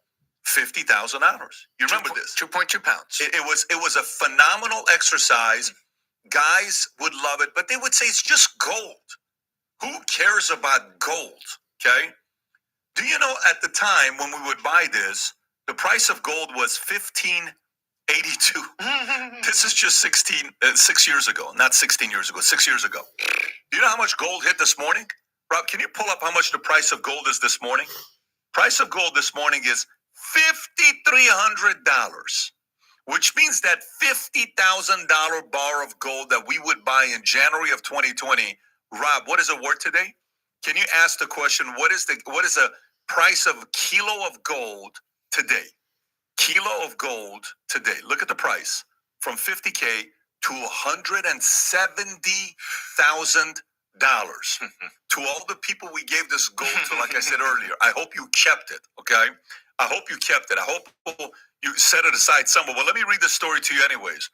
Dollar sinks to a 4-month low and gold soars past 5,000 as yen leaps. Rob, I think you got a clip on this one here. Go for it. value of the dollar, do you think it's declined too much? No, I think it's great. I mean, the value of the dollar. Look at the business we're doing. No, dollar's doing great. You want to see it decline? You know, it's very interesting. If you look at China and Japan, I used to fight like hell with them because they always wanted to devalue their yen. You know, that's the yen and the yuan. And they'd always want to devalue it. They devalue. And I said, not fair that you devalue because it's hard to compete when they devalue. But they always fought, no, our dollar's very good. Okay, so Tom, what does this mean? What does this mean with? So first of all, it's not good to inflate your dollar ever. You need the market to sell the goods that they're selling at whatever price. And the fact they're devaluing the yen and the yuan, making it cheaper for us to buy the goods and service, well, that's a benefit to us. It's not a benefit to the manufacturer. He's got to make it cheaper or get out of business. But you don't inflate your money to get things cheaper. That's the stupidest thing I've ever heard of. Yeah, we're going to make our money worthless, but then it's good because we can sell it. Yeah, but it's not worth anything. God. All right, now you're going to get, this is a beauty. They start explaining why did it go up, and nobody knows. For us, of course. Gold and Brandon, what does it mean? I'll come to you first. Because silver's even moving faster than gold. But what does all this stuff mean to the average person? So first of all, really interesting thing what Trump said there. This is like high level macro stuff. The concept of devaluing your currency makes it basically more attractive for other countries to buy things from you because it's So macro is Keynesian. Anytime you hear macro, it's Keynesian. Right? Do I ever say macro? No, I'm not a macro economist. I'm an Austrian economist. Macros are Keynesians. It's cheaper. So, he's trying to make our goods and services more attractive to other countries. So like he said, he would get upset when China would do what we're doing right now. So, the fact that we're lowering our interest rates as other countries are increasing their interest rates, that's why the dollar is getting lower. And when the dollar goes lower, pretty much all asset prices go up and definitely gold and silver in a much higher way. But the interesting thing is that that's fascinating to me is that the banks are allowing it to happen because it's been a thing for a long time that all evidence, in my view, points to the fact that the banks were suppressing the price of gold and silver because it's been flat for a long time.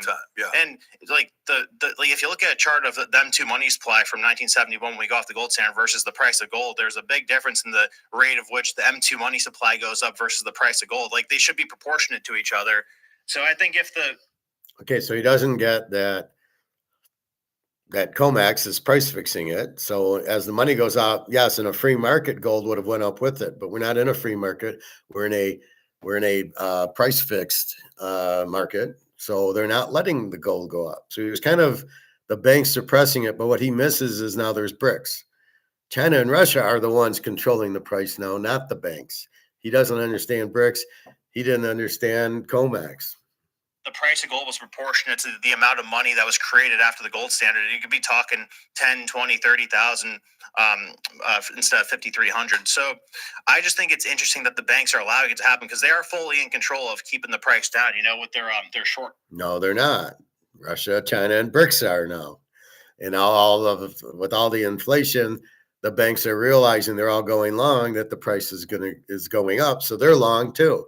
So they're not controlling the price. There's no benefit to controlling the price of gold, and they've lost it. Now, this says 20 hours ago. I wonder, it's 5,300 an ounce. That did happen.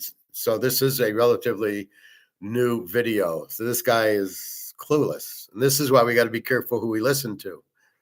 Contracts, they used to hammer it down, especially I remember in 2020 when they tried to do the silver squeeze, they hammered the price down. But the silver one is probably even more concerning to the government than the gold one because silver, it's an industrial metal, not just an investment metal. Like silver is an input in everything, like from missiles to satellites to EVs, all electronics. So the thing about what that does to input prices when you're building, when you're manufacturing things, so that's serious stuff.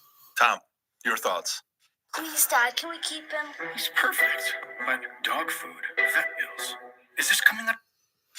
So I think whenever you see precious metal goes up, it means that there is more faith and more demand for the precious metal as an investment than the U.S. dollar. But with the U.S. dollar, that's not true. It's just not true. It's not anything they're not related. Now we know that the dollar is going out, so it pushes the demand of gold and silver. But it doesn't mean we have more faith in gold and silver. We know gold can't be inflated, but that's got nothing to do with the dollar. That's the rules of gold and silver. You got to dig them out of the mine, and that's what they're worth, and that's it.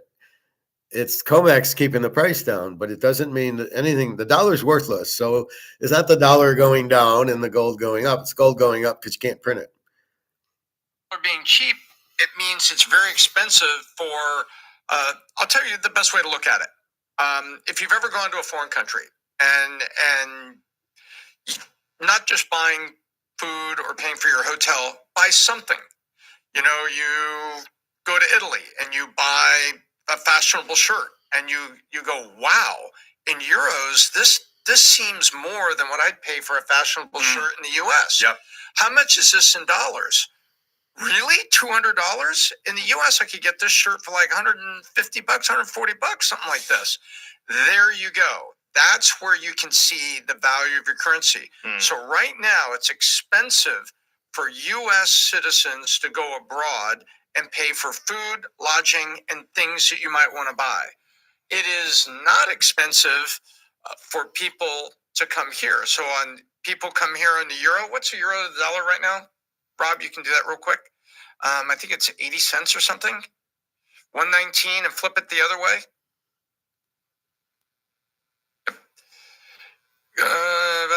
80 cents, 84 cents. So it's less expensive than to come. That's what happens. That's what goes on. But what this also means, it's less expensive for other countries to buy from us and for us to export to them. So that is actually a benefit.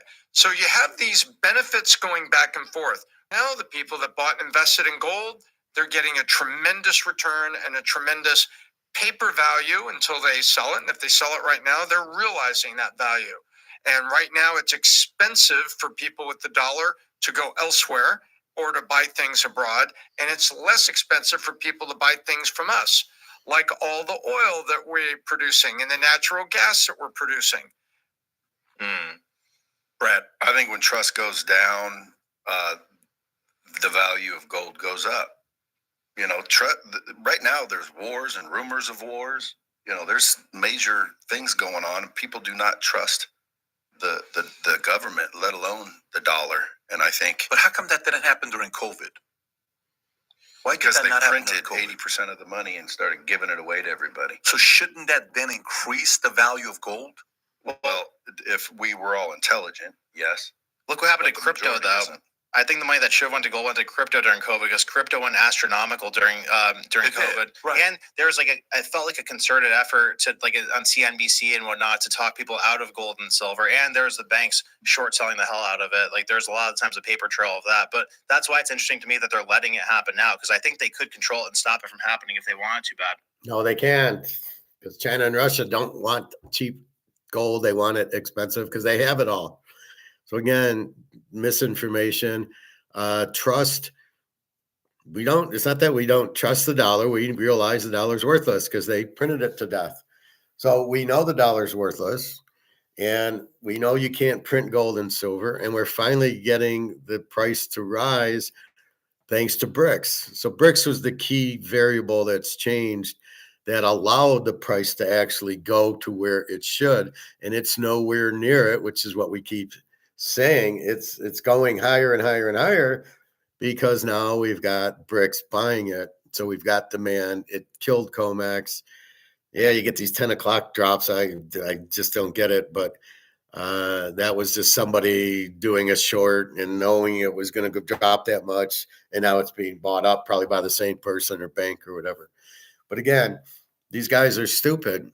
They still haven't explained why gold's 5,300, because of demand, because the dollar's inflated and gold can't be inflated. It's as simple as that. And yet nobody except for us understands or can explain that. It just blows my mind.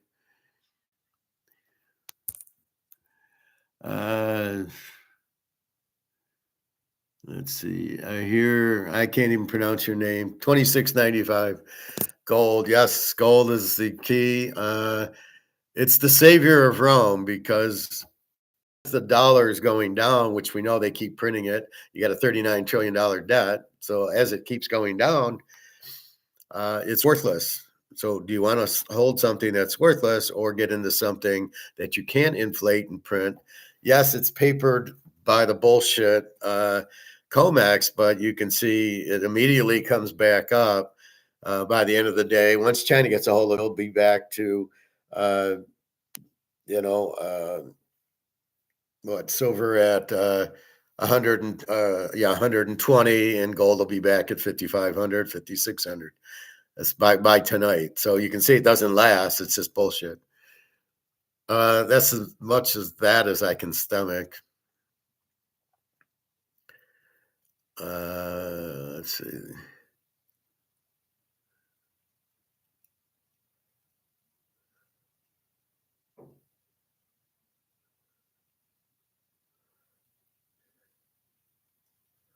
Just to see Jesse Ventura, I want to Join us on our unforgettable 24-hour trip to New York City to see something we had never imagined possible. Jesse, what would you have done on September the 12th, 2001? What would you have done if you'd been president? What would I have done? Yeah. I would have done a legitimate investigation to find out what exactly happened on 9/11. The How did they Israelis. know who did this so quickly like they did Lee Harvey Oswald? How quick they knew Lee Harvey Oswald killed Kennedy. Because the people who did it were identified and we knew who they were. Well, then why couldn't we have stopped them beforehand if they were identified and we knew who they were? It was a failure of intelligence. Everyone's accepted No, it wasn't. We knew before with Condoleezza Rice's memo on August 6th when it stated right in the memo, bin Laden to steal planes and run them into buildings. And more stuff is coming out now also, how much the Bush administration ignored the intelligence. It was almost like they ignored it because they wanted it to happen. Oh, come off it, Jesse. No, not come off it. Every way to Tell him, Jeff. Every war fought starts with a false flag operation. You can't, in all seriousness, sit there and try and make out anybody. Okay, let me ask you this, Piers. Wait a minute. Let me ask you something. How much studying have you actually done of 9/11 other than what the government's told you and what mainstream media has told you? I've been studying it 4 years. I was editor of a national newspaper. I've talked to people. Wait a minute. Depth every day for 5-6 months. Really? So I know a lot about it. Well, one thing I do know is, let me ask you this: you cannot say that any member of the Bush administration knew it was going to happen or wanted it to happen. It's a ridiculous thing to say. Ridiculous. Okay, let's talk about your BBC. I have a tape of a BBC reporter broadcasting directly back to England talking about a third building has collapsed. World Trade Center Building 7 talks for 7 minutes. All the while she's talking, World Trade Center Building 7 is still standing right behind her. It didn't fall for another half hour. Yet they were doing a pre-broadcast back to England that yes, it's true. You need to that take this a break building fell and it hadn't fallen yet. If you're trying to make out the British Broadcasting Company, one of the most respected news organisations in the world, was inventing huge buildings falling over, you need to have a break, Jesse. We'll come back after the break and we'll talk about Israel and Iran. See, Pierce is an idiot, and Jesse just lit him up, but Pierce wasn't capable to understand it. This is our problem with idiots. We can talk gold and silver till we're blue in the face. Nobody will understand it, but Jesse was like one of us. He had studied it. He knew, just like Lee Harvey Oswald. Oh, they knew it the next day. And then the BBC, I remember watching that, and Building 7 was still standing. I think I saw a video where Building 7's standing, and she's saying how it's down, and then it finally went down.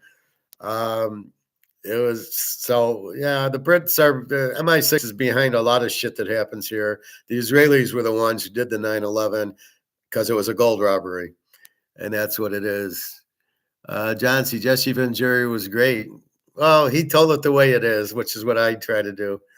I tell you what the way it is. I don't fantasize and I don't make up shit. So pretty much if I'm telling you to buy gold, I at least show you that I bought gold. I've done this. So if I'm telling you to do it, it's because I've done it, because it's the right thing to do if you want to survive all this bullshit that's happening. Anyway, so that was a few years ago. Let's see. Psycho Sid was fighting Bret the Hitman Hart. Psycho 1. Let's see. This is a very good one. Norberg, it's 55 minutes long. I think this is the one I want to show you just a minute or two of. He's a Swiss or Swedish guy. He's a conservative. Parts of the empire, amazing stability. And they get stability, but they also get stagnation and poverty. It's counterintuitive. Greece led the world. Rome led the world. Let me go back a minute. Keep it. It's easy to see.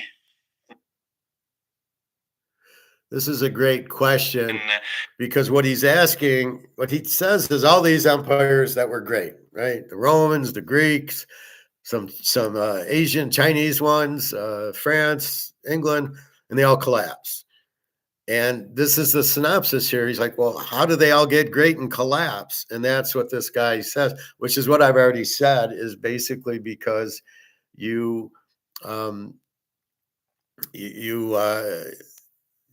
get greedy, you get like you lose the passion, right? You're just sitting back. It was like a good football team, and then they win the Philadelphia won the Super Bowl this year. They suck because they were resting on their laurels. That's what I was trying. This is just a few minutes of this, but this guy's really good. Vested interests from politicians, they don't like ride-sharing apps because that introduces a new form of competition. Taxi drivers in France are holding a nationwide strike today to protest against ride-sharing companies like Uber. We are demanding that the city of Cincinnati ban UberX and Lyft. And obviously, if you do something better and cheaper, someone else who does things in an old and probably more expensive way is going to lose out. Golden ages implies that they're nearly perfect, but they weren't totally golden. There was slavery, women were abused, cruelty. Poor people did really badly. Let me first of all say they're not golden in every way for everyone.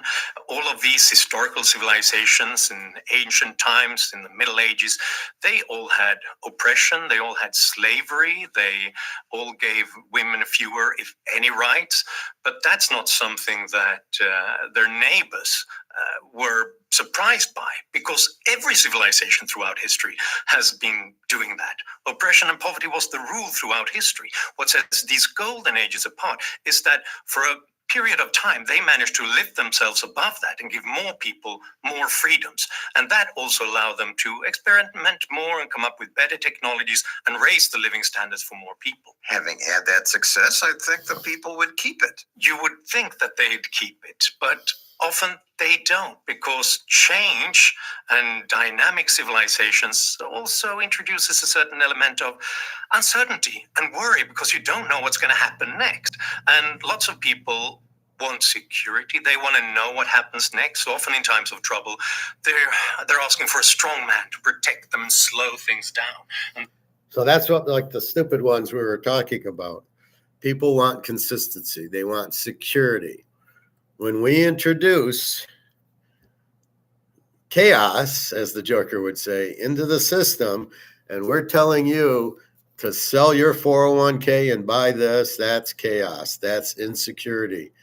Well, what if gold and silver doesn't go up? I know what the dollar is. I'm secure that the dollar is, even though it's not worth anything. I don't know it's not, but I know it was worth something. So I'm never going to sell this for this, because this is an agent of chaos. This is something new that I don't know about. And how do I trust gold and silver? I trust this. And this is why we have such a difficulty. Bobby, your daughter, this is why we have such a difficulty explaining this to people, because they want to be secure in their dollar and they're insecure in gold and silver. What if it goes, look at today, it was all the way up to 5,600 gold and went down to 5,100. Oh my God, it's going to crash. But the dollar won't crash. The dollar's already crashed, but nobody tells you.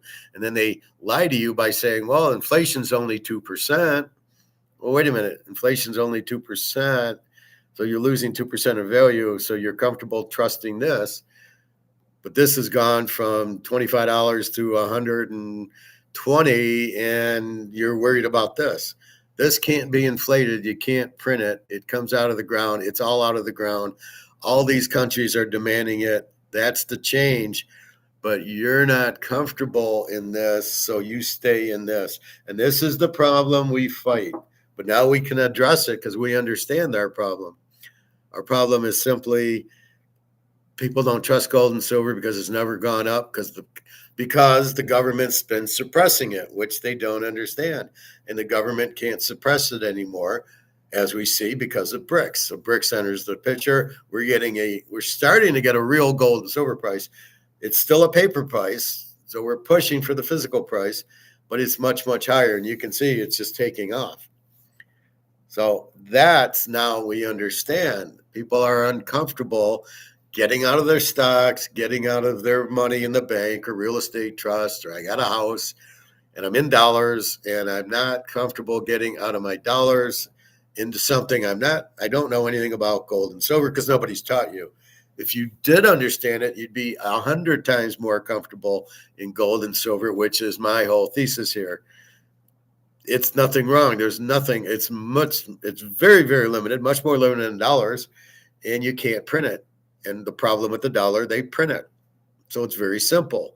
You're trusting something that you shouldn't be, but you don't know what it is, and you're comfortable in the dollar because you've been in it since your whole life. So you go, oh, that's fine because you're comfortable.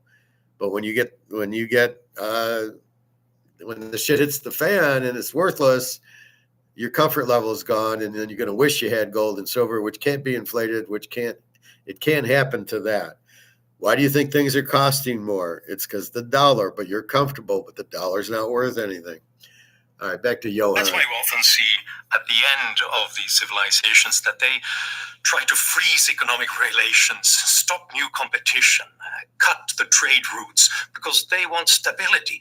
And they get stability, but they also get stagnation and poverty. It's counterintuitive. Greece led the world. Rome led the world. You'd think they'd keep it. It's easy to see once you've lost something great that it was great. But once you're living in it, you constantly see the problems. You complain about things not being perfect. And that's a good thing. That keeps us moving forward and solving more problems. But unfortunately, sometimes you just begin to question everything that is going on, all the institutions that gave you that progress in the past.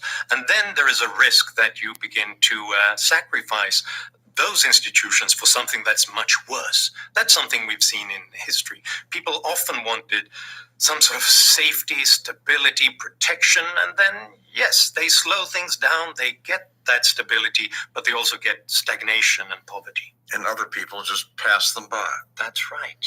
That's right. And you also notice that no place is guaranteed to have constant progress. Golden ages appear in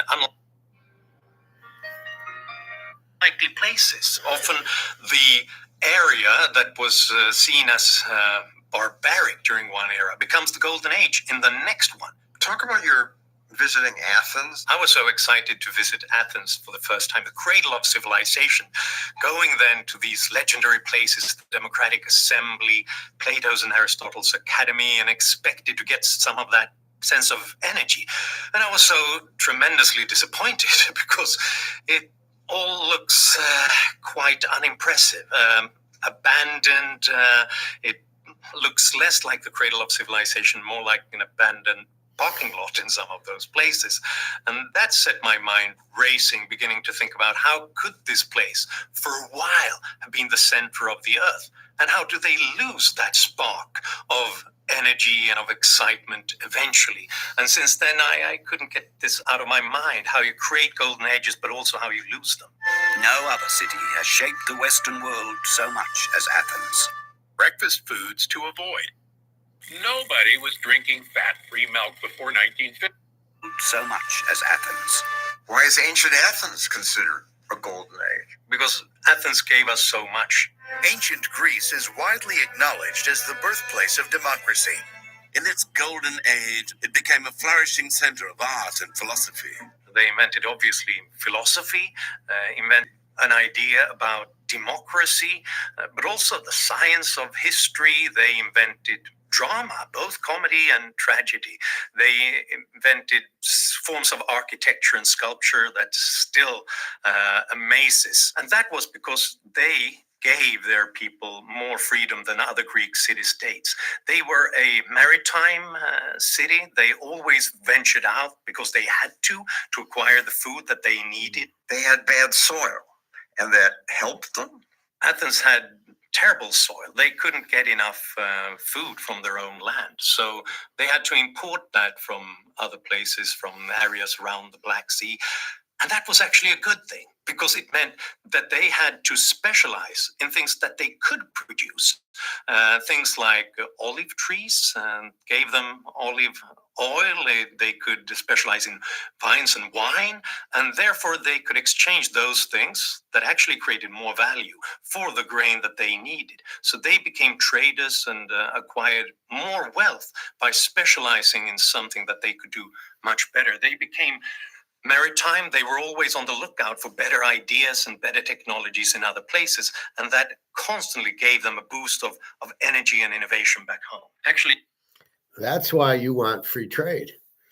You want free trade because you want to see what the Chinese are doing and the Japanese are doing and the Russians are doing in Spain and France. That's why you don't want to be protectionism. That's why you don't want to have tariffs. People don't want to play with you if you got tariffs. So the idea is free trade. You get things that you don't have, including education, as well as goods, sugar or spices from China or whatever, champagne from France, that you can't grow in your country. So you need, that's why protectionism never works. And that's what free trade is. Free trade is, I'm going to, oh, you need whatever, you need oil, I'll give you oil. Like China needs oil. I'll give you oil, you give me, what do you have, Saudi Arabia? Oh, okay. And I can pay you in gold for the oil. And Saudi Arabia goes, perfect. I'll take the gold. You can have the oil because I got so much oil, I don't know what to do with it. And so that's really the key to it is that's what free trade is. So a little bit more, but basically he goes through the Orient and he goes through Rome and explain how they became the leaders, but then they fall off because like in Rome, people are used to they're feeling safe and comfortable, but they stop creating what made them great. Sort of like if we look at the Lions, Detroit, they got some good draft picks and they became better, but then they stopped getting good draft picks, and the guy can't draft. As we find out, he can only draft guys in the first, with the first 10 picks. He's good at it. After that, he's not good. And so we see, why aren't they any good? Why are they falling off? Because we're content. And then what did they do? They signed these guys to more years instead of getting newer players, fresher players, more players that they could use. They are sticking with that. So you'll see the Lions collapse in the next couple of years because they're not going to get the good draft picks because they're too good, but not good enough. So they can win 8-9 games, but they can't win. They won't go 15-2 again. And as they got defensive injuries, they got too good of a record. They can't replace their defense, and therefore their draft position isn't good enough to get really good defensive players. So now they're going to stagnate because they got enough decent players, and they made the mistake of signing these guys instead of trading them and getting fresh players that were good. If you had a good eye, you'd know who to get. But if you don't, so that's where they're stagnant and comfortable with the guys they have, but they're missing all these new guys coming up, all these great Texas Tech and Miami defensive players, Ohio State, and therefore they're not developing anymore. So you evolve in the first place, and then you should keep evolving, which is what he's saying. But what you do is you get comfortable and you stay and you get stagnant, and then it starts dropping, and then other teams start drafting good players like New England, and all of a sudden they passed you. And Seattle passed you. Neither of them, you were above both of them last year, but this year they both passed you. So now all of a sudden, where you were top one of maybe the top 5 teams, now you're one of the top 15 teams. You're not in the top 5 anymore. You got the Rams, and you got Seattle, and you got New England, and Denver's past you, and all these teams. Baltimore, same thing. They're on their way down. They got rid of their coach. Lamar stinks, we know. Mahomes, I think, is still okay if they can get a couple of decent players. I think they have the coaching, and I think their defense will be better. They can get them. But are they on their way down? No. Buffalo is on their way down. They just don't have a defense, and now they got rid of the coach, so they're in big trouble. So Buffalo's headed down. Baltimore's down. I don't know who will win that division. Not Cleveland, not Pittsburgh, and not Baltimore. They're gonna be like the AFC South, the AFC Central. So all of the Cincinnati, I guess, if they can keep Burrow healthy, would win it, just because that's the best player in their division. Lamar, they stood still, and now he's on his way down, and now they're on their way down. And that's exactly what happens to these things. Economists have tried to use modern indexes of economic freedom to try to investigate what the Athenian economy was about. And they've found that for the free men in Athens, economic freedom, property rights, the freedom to trade, to do business, was greater than in any country in the world. Kong, New Zealand, Singapore, ahead of them all. Ancient Athens had been here today, we would have thought that this was a sort of market fundamentalist neoliberal experiment. Obviously, you have to have a reservation for the fact that slaves and women didn't have the same kind of freedoms. But for free men in ancient Athens, they probably had more freedoms than you and I. Foggy, cloudy windows? That's not dirt. It's moisture trapped between the panes. Left in ancient Athens, they probably had more freedoms than you and I. Athens was a trading power. Athenian coins have been found in Egypt. They've been found practically as far away as Afghanistan. Goods came in from all over the world. On those business trips, they got better ideas on how to improve things, how to invent new things. And that gave them a sense of intellectual innovation that's probably unique at that time in human history. They began to think that it's actually a good thing to invent new things and to say that you do that, you're competitive. Aristotle said that, look, we should be kind to our teachers like Plato, but we should also treasure truth. And if they're in opposition, we should treasure truth even more than our teachers and our friends. And this is an idea about intellectual innovation that was a new idea in human history. They were on top, but no longer. So what happened? There's this Greek concept about hubris. If you're on top of the world, you think you can do anything, even defy the gods. That's what the Athenians did. They thought that they could begin to push people around and build an empire.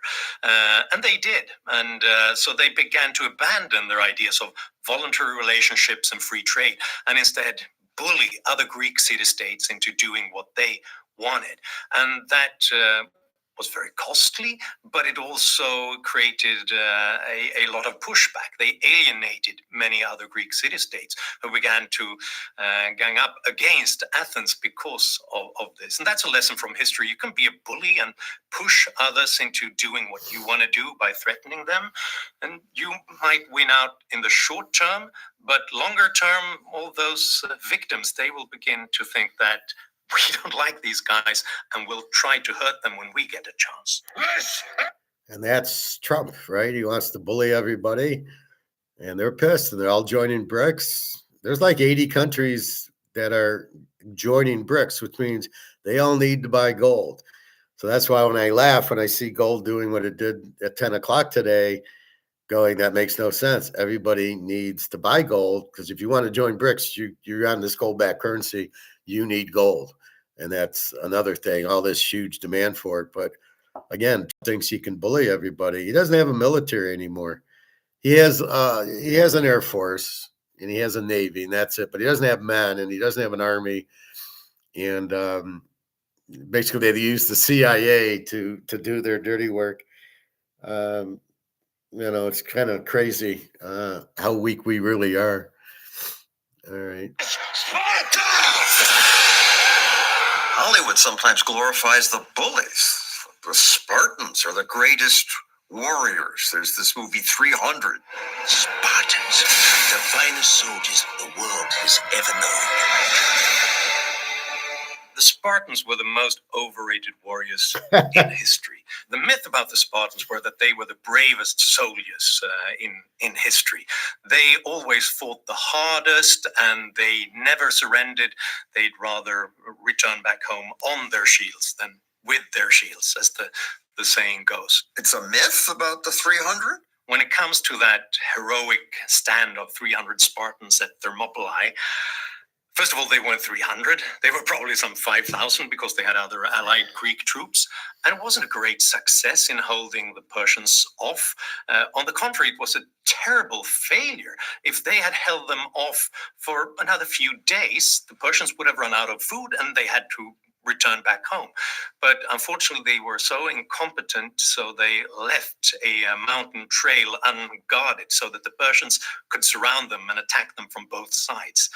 And it didn't give Greece the time to sort of gather forces to beat the Persians because they thought that the Spartans should have been there for at least a week to hold them off. So what really saved Greece against the Persians, that was the Athenians, because they found the best way to fight back was the Battle of Salamis, and it was a naval attack on the Persians, where the Athenian soldiers and the Marines constantly came up with new tricks and coming up with new methods, new strategy and tactic, the very thing that the Spartans didn't do. The Spartans, they were unimaginative. They often tried this very same thing over and over again. They never experimented. They never came up with naval warfare, siege warfare, or managed logistics or combined weapons or anything like that. The Athenians, on the other hand, they constantly learned and adapted. They were flexible, and that's how they beat the Persians. This is where we hold them. This is where we fight. I think actually it was the Athenians who came up with that myth, partly because the history of Sparta was written by Athenian aristocrats who didn't like the vulgar democracy back home in Athens. They kind of admired this closed authoritarian system where a few Spartan oligarchs could do whatever they wanted in their territory. The Athenians, they were the opposite of Spartans. They were open-minded, they were innovative, and they were also full of trickery and deceit. And they came up with this myth about, look at these great Spartans, they were only 300 and they managed to hold off the Persians. If they did that, how cowardly wouldn't we be? Other Greeks, if we didn't stand up against the Persians. So that was actually a way to convince other Spartans to keep fighting the Persians when they wanted to flee. So after Greece, Rome. That's Tassel. Rome That's was Snorbard. a tiny, insignificant city on the Italian peninsula until they came up with the best method of expanding their society. Rome began as an Etruscan peasant village. The village grew to become the capital of a huge empire, extending from Britain to North Africa, from the Atlantic Ocean to the Black Sea. And apparently American men are fascinated by this. How often do you think about the Roman Empire? At least twice a day. On social media, there are all these videos where women are surprised how often the guys in their lives think about ancient Rome. How many times a week do you think about the Roman Empire? Like 30. 30 times a week? What's that about? Apparently, men think about Rome every day because there's so much to think about. They gave us so many things that we still now take for granted. I mean, the urban grid in Manhattan, Christianity in its traditional forms, the Latin languages. They also, I mean, there's a reason why we have a Senate and they meet in the Capitol. We borrow those ideas and the words from the Romans. We borrow much of architecture, many of the ideas about law, including words, concepts like pro bono or habeas corpus from the Romans. So there's much to think about. Survey shows 13% of men think about Rome every week, 30% once a month. Why men? I actually interviewed the guy who started this meme, Gaius Flavius. He's a Roman reenactor. You can see him on social media dressing up as a Roman soldier. And he said that it's not just about war and soldiers. Actually, if you have a legal education, you probably think about Roman law. If you're into engineering, you think about the amazing aqueducts. Rome's system of water distribution was a quantum leap to anything which had come before it. Listen, have you ever seen someone who's just kind of coasting along, just kind of managing their life, trying to get things done? Was a quantum leap to anything which had come before it. In the capital city, 11 aqueduct lines guided a steady stream of fresh water to its citizens. The architecture the Romans built. The Colosseum's engineering treasures. Roman architecture never ceases to amaze us. If you're thinking about climate change, you think about the late Roman warm period, which was a period of very impressive yields in agriculture in Rome. The Romans set so many things into motion. And there are so many things that we talk about today that has its origins in the Roman Empire. And that's a reason to think of it, perhaps more often than we do. I suspect men are mostly interested in the military. We often think of warfare, the fact that they were brutal warriors, and they were, but so were everybody else. What made the Romans different?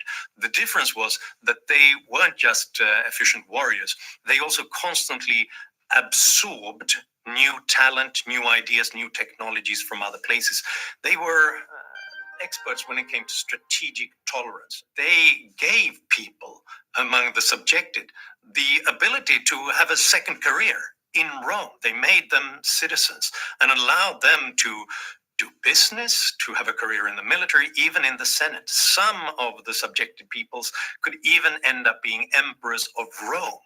That's how Rome constantly renewed itself with fresh blood. The conquered, some became emperors? It happened. Some of the immigrants, some of the conquered, even the son of a freed slave eventually ended up on the throne of Rome. And that tells you something about the power of meritocracy and of openness.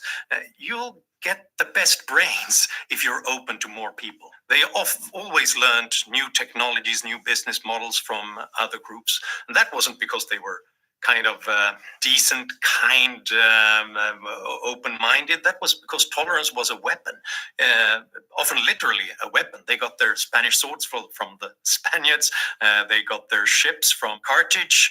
They learned constantly about how to arm themselves, how to organize their legions by other peoples. And therefore, step by step, they always learned, they always acquired new capacity, and therefore they could become the masters of the world. They also had like running water and sewage treatment for the first time.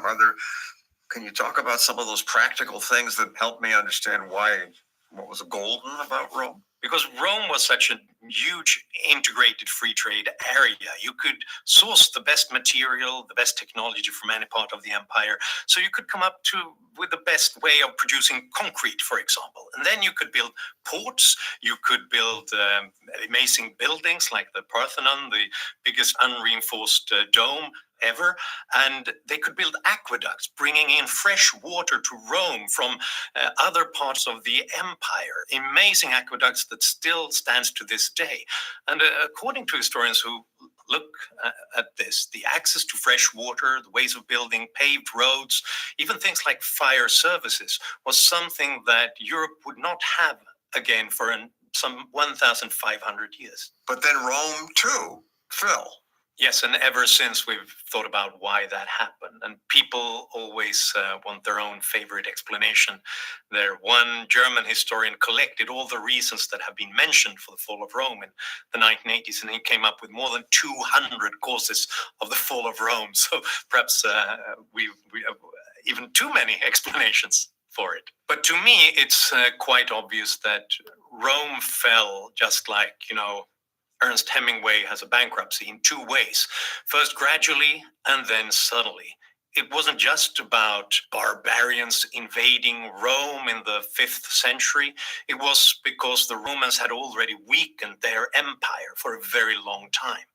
And one way in which they did that was that they abandoned their ideas of having much of local self-determination and freedom, and instead they began to centralize their empire to the capital, to much more of a military dictator, basically. And he started to control economic relationships. He started to tax people more viciously. He started to debase the coinage and unleash inflation, and then impose price controls to try to get rid of this, and that failed. So all of these things meant that Rome, instead of having so many different provinces, so many different power centers, and also engines of growth and of innovation, instead they had a single point of failure. The emperor. Whenever he began to lose out for some reason, it meant that you didn't have that local capacity, that you didn't have a plan B to sort of keep it going. And then it became the victim of invasions from all sides. In the United States, the Speaker of the House of Representatives blames homosexuality. Many historians would look back and give some credit to the fall of Rome to not only the deprivation of the society, but also to the rampant, homosexual behavior that was condoned by the society. Which begs the question why it took 1,000 years of rampant homosexual behavior to end the Roman experiment. You say entitlements played a big role. The concept of bread and circuses, the emperors wanted to become popular by handing out free stuff to people. Originally, this started small. You just handed the very poor means of subsistence, make sure that they would survive. But Okay, let's be honest. Raise your hand if you've ever tried to quit vaping. Now put a finger. That group was enlarged because it was popular. You want free olive oil or even free bread. So the group that lived on the public's expense grew larger all the time. And emperors complained about this constantly while they were expanding it. Everyone from Caesar and onward said, oh, we've got to reform this system because it means that we have fewer people working and more people consuming. But no one succeeded. Instead, it was expanded all the time, became more and more costly. So the Romans could conquer the world, but they couldn't do entitlement reform. Once people had their free bread, somebody who threatened to take that away was in trouble. Yeah, that's not how you become popular. You need to give them, if you want to be popular. And that's what happened now. The guy's name is Johan Norberg. He's from Sweden. He does good. He had something on Adam Smith. He's really good. I like him, but that's who he is. Very good. All right. So you can see even Greece and Rome still couldn't survive it.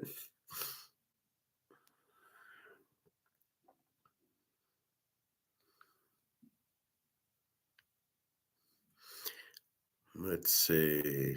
There we go. So silver's all the way back to 116. And gold, you can see it was 51.50, is now back to 53. So it's gone up $200.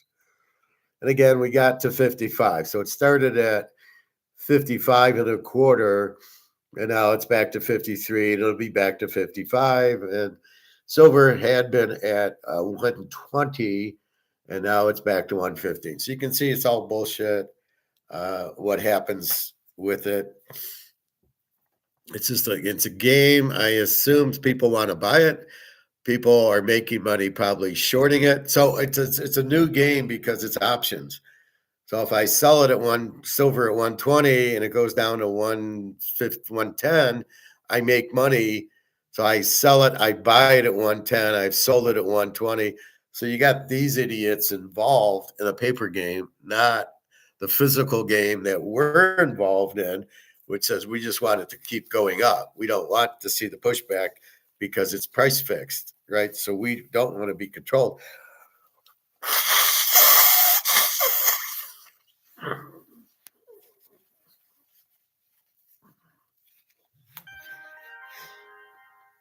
So that's the problem.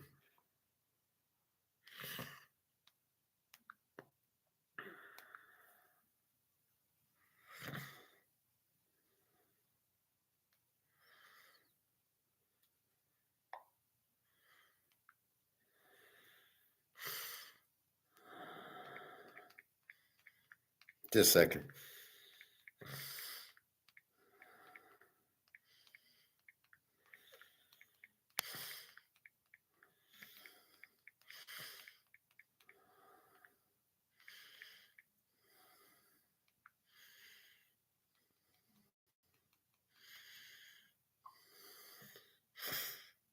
Just a second.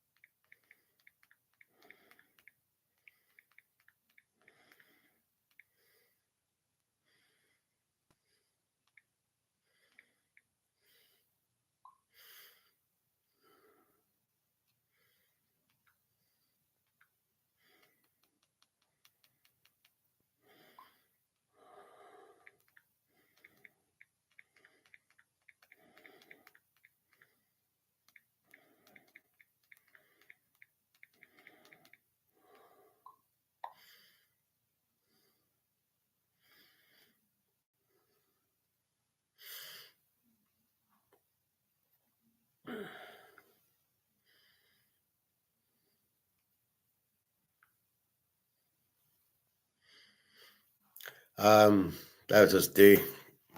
See, it's Russia. It's now like 8:30 there, so she's just saying I'm home from work and da. So I just wanted to get her because I know she'll be asleep in an hour or so.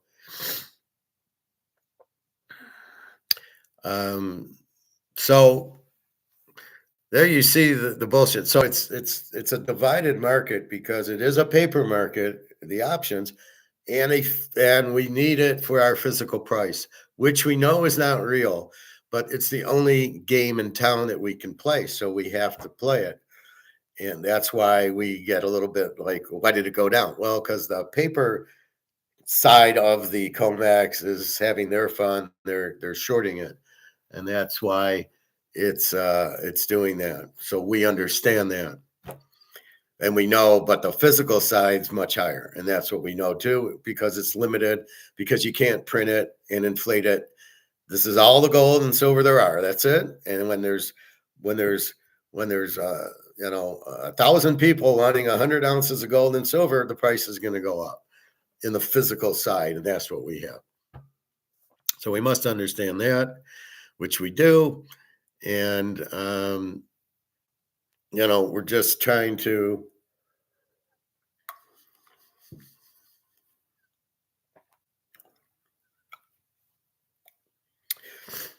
so it helps to understand everything. Why did the Roman Empire grow? Because of free trade. And when they captured people, they joined them. Like you said, the son of a slave became the emperor.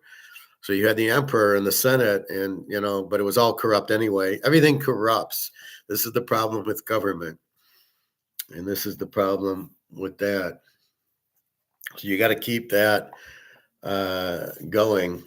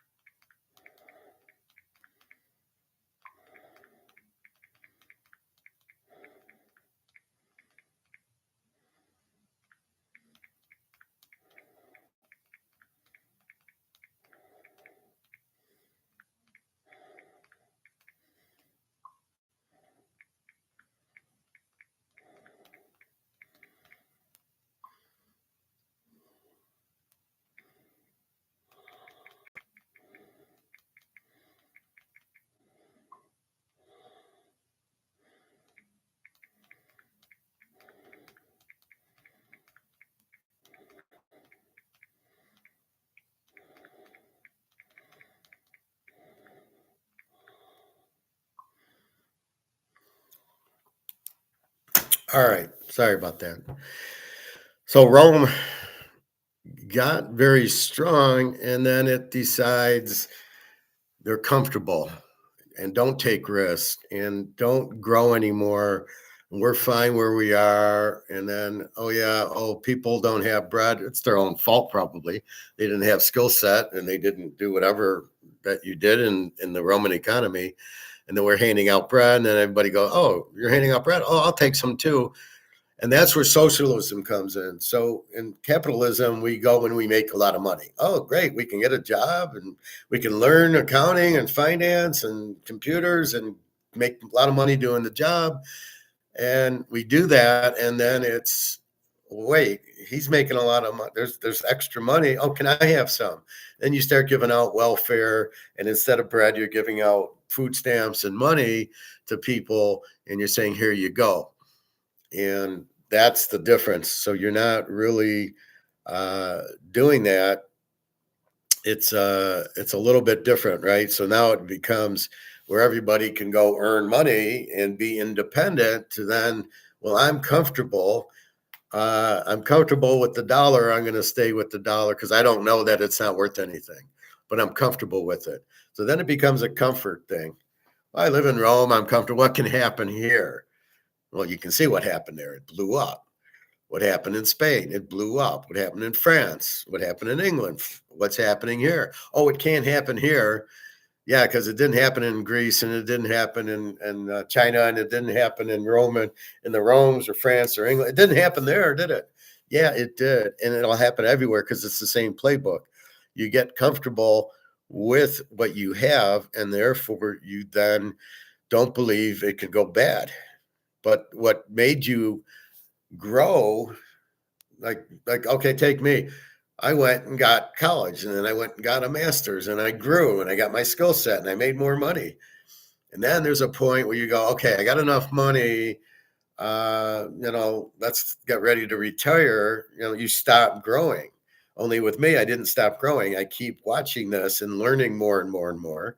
And then I'm smart enough to realize, well, wait a minute, the dollar's not worth anything because this is what I've learned as I'm going, and I'm going to keep growing, and I'm going to get out of the dollar and buy my gold and silver because this will keep me growing. So I keep growing where a lot of people have retired. Well, I got my 401k and I'm just going to rely on my stock and I'm going to take it easy and I'm going to eat a bunch of junk because I'm older and I wasn't eating it. And I don't care if I'm healthy anymore, and everybody gets sick and they have, terrible health because they stop doing what they should. I'm in the pool every day. I'm very careful eating sweets, cookies and ice cream and stuff. I have it a little bit, but I'm very careful. I do 89-hour fast.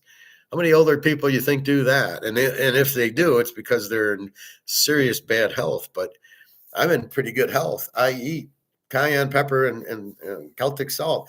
I understand, so I'm like, I don't want to get to the point where now I got to fast to get healthy. I want to be healthy and go to the gym every day and be healthy and not have to do it. And if the country would do that and just keep working its way, you'd be fine. But what do I see? As soon as you see Trump, we're going to tariff people. That's not free trade.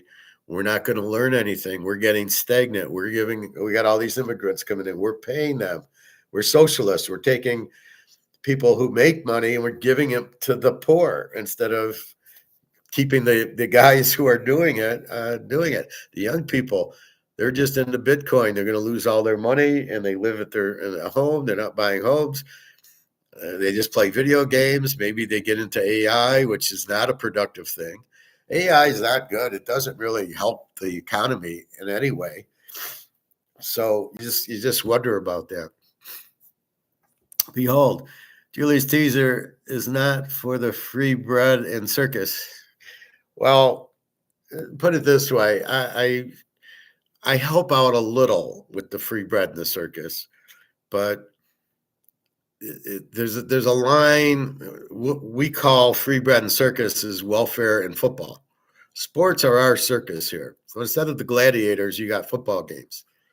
And it's scaring me is you got people paying $500 a ticket to go watch the idiot Lions play. Take a family of four, cost you $2,000. Where are you getting that money from? Oh, are you getting it from the worthless dollars that you got? And instead, you could have taken that $2,000 and bought, and that's just for one game, and bought, how much gold could you, or silver could you have bought? 20 ounces at the time, $25, $50, $25, $35 an ounce. It's now going for 120. You're not thinking, and that's the problem with it. So that's what you really have to understand. It's okay to have it if people can pay for it. It's not okay if they can't afford it. So the free bread, okay, yeah, maybe you need it, but had you been buying gold and silver the whole time, you wouldn't need free bread. You could use that to buy the free bread. So yeah, it's like Madoff. People lost money in it, but you really got to blame them for getting in it and trusting that, well, he's 100% right and he's never wrong. And, he's giving me 15%, but nobody else can give me more than 3. You do have to wonder how he's doing it and realize it's impossible. Like if somebody said, "Oh, I pick football games at 100%," I'd laugh at him. Or I win every hand at poker. I'd laugh at him.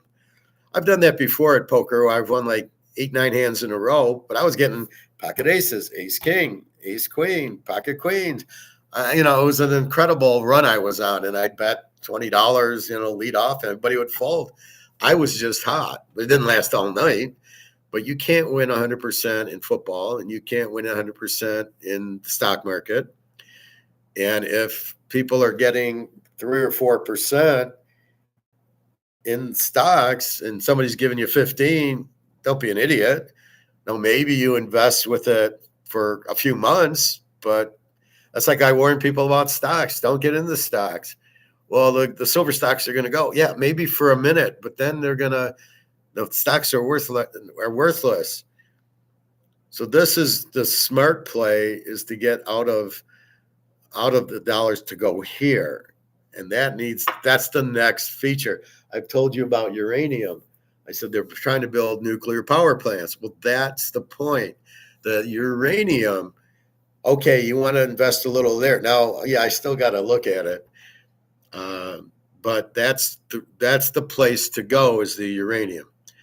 Not to get out of gold and silver, but to include it, but understand it. If the only way we can get uranium is in a stock, to get in it and get the fuck out of it as quick as we can. So maybe you buy 1,000 shares, maybe it's $10 a share and you buy 1,000 shares and it goes to 25, 30, you just get out of it. You take your profit. And that's what you should have done in Bitcoin. But people, okay, everybody bought it for 50 cents and it's worth 100. Yeah, I believe that. No, I don't. So it's at 100 grand. What are you waiting for? Well, it's going to go to $1 million. Are you going to sell it at $1 million? No. Well, if I had played Bitcoin, I would have played it like roulette. I would have put in $100 and it goes to 1,000 and I would have sold it. And then maybe I buy it again and it goes to 20,000 and then I would sell it. I wouldn't be in anywhere near north of 50,000. And the people that don't sell it at 100 already, now it's down to, I saw yesterday it was 89. Just curious. That's where it's at. So at what point are you going to take your profit? Because if you don't take profit, you didn't make anything. And if you think it's just going to stay and keep going and it's the new money, you're out of your mind. It's not money. It has no value. What people will pay for it, it's like a pet rock, right? It's not real. It's not money. You can't use it. So if you understand the use of money, it's not with it. But it's not a Picasso or a Mantle card, because you don't have anything. So again, there's my Van Gogh poster. It cost me €3, right? There it is. Now, if it was a real painting, if I liked it, I wouldn't sell it because I didn't buy it to sell it. I bought it because I liked it. Well, I got the poster, so I get what I like. It's a nice piece, but it's not real, so I can keep it and not try it. But you certainly want to make money at but in gold and silver is the only thing we're not looking to profit take, because we know it's so limited and we know the demand keeps going. If the demand started to hedge off, but we don't have any place to put it anyway, right? So we can't sell it for dollars. that would be suicide. So we just hold our doubt. We hold our gold and silver, and we just hold it, and we watch the value keep going up and up and up. And like I said, if we want to go to Amsterdam. All right, I sell a half an ounce. I get cash used to do it because I can't use my gold to travel. So I change it, and I take the dollars and I buy my ticket and my hotel, and off I go to Amsterdam. Okay, that's fine. But I'm not keeping the bulk of my money, my gold and silver in money. I don't want it in money. So that's okay. We just watch it go up, and we go, okay, this is nice. I can do this. And we listen to Mark McGuire and Egon kind of help us out, going, well, this is what's happening. And we kind of see the price keep going up, so we have an idea what's going up. But this is why you want free trade, and this is why you want gold-backed currency, because the government will fuck it. They've done it every time. The government basically, as in Rome, they debased their currency. It's the only one that can debase. They took the gold and silver out of the coin. I don't know why people, these idiots here, that keep thinking they're debasing the currency when they're inflating the currency. You're printing more of it, making it worthless. You're not taking gold and silver out of the paper. There is no gold and silver in this to take out. It's not debasement, it's inflation. A little pet peeve of mine.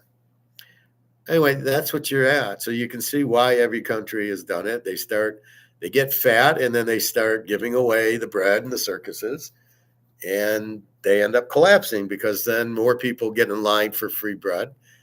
Let's say I gave an ounce of silver to somebody, and then all of a sudden I got 10 people. Hey, can I have an ounce? Yeah. And then by the end of the time, you don't have any silver left. You've given it away.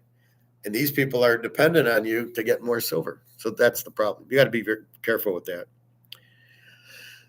But I think that's it. So, yeah, we're 247. So that's a good time.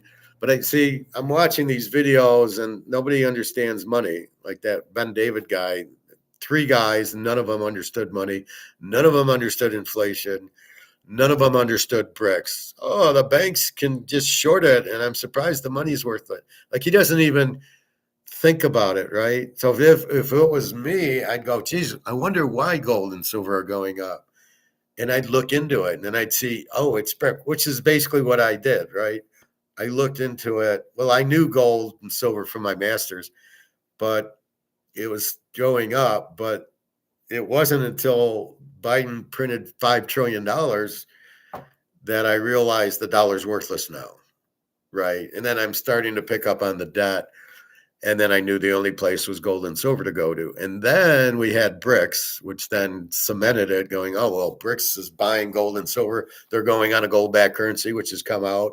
And it's just going to keep pushing the price up and up and up based on demand, based on very low supply. You can't print it. So it was very easy. And then we understood why gold and silver, we didn't understand why it was so cheap, but we thanked them and took advantage of it by buying a shitload of it. And then now we see it finally going, being COMEX blowing up. And so now we get it. Yeah, everybody's asking for physical. COMEX is not a physical exchange. So we understand exactly why it's going up. And we're very happy. And we've already bought in and we're watching it go. So that's really what's going on. Kartik Shadhari. Well, that's a tough. I'll call you Kurt.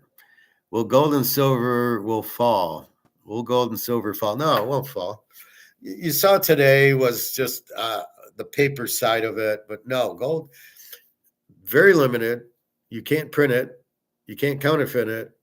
And very high demand. There's nothing in there that says gold and silver will fall. It is not too high. It's very low. You can see what happened in COMEX today. It's been happening for 50 years. They pushed the price down. So the real physical price is 10 times higher.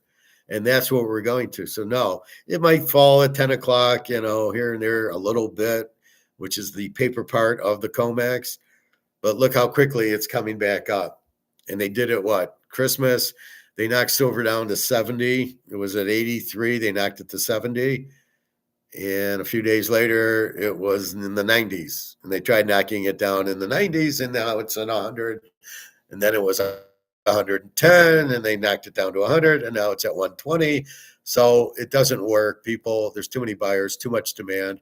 and nobody's playing the paper game. And the people playing the paper game have to deliver the physical, which they don't have. So no, gold and silver is only going to go up in the physical world that we live in, which is all we really care about. In this world, gold and silver is never going down. In the paper world, it does these little option and then back up. So no, it's not going down. You have no risk in the portfolio. If you were to buy 100 ounces of gold, you have zero risk that you're going to lose a penny. But it's going down now. No, it's not. That's paper. But now COMEX is at 5,200 in gold. Yeah. Okay, so it jumped up to 55. It went down to 51. I thought it was 53. I just showed you.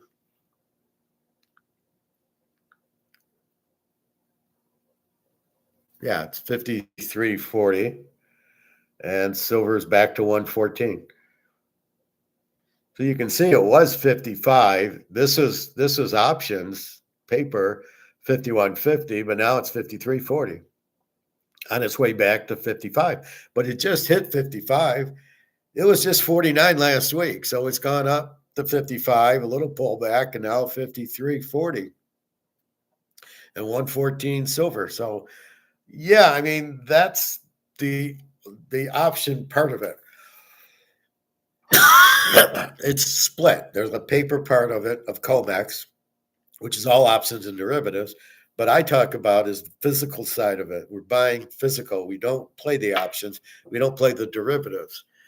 And that 5,300 is not a real price of physical.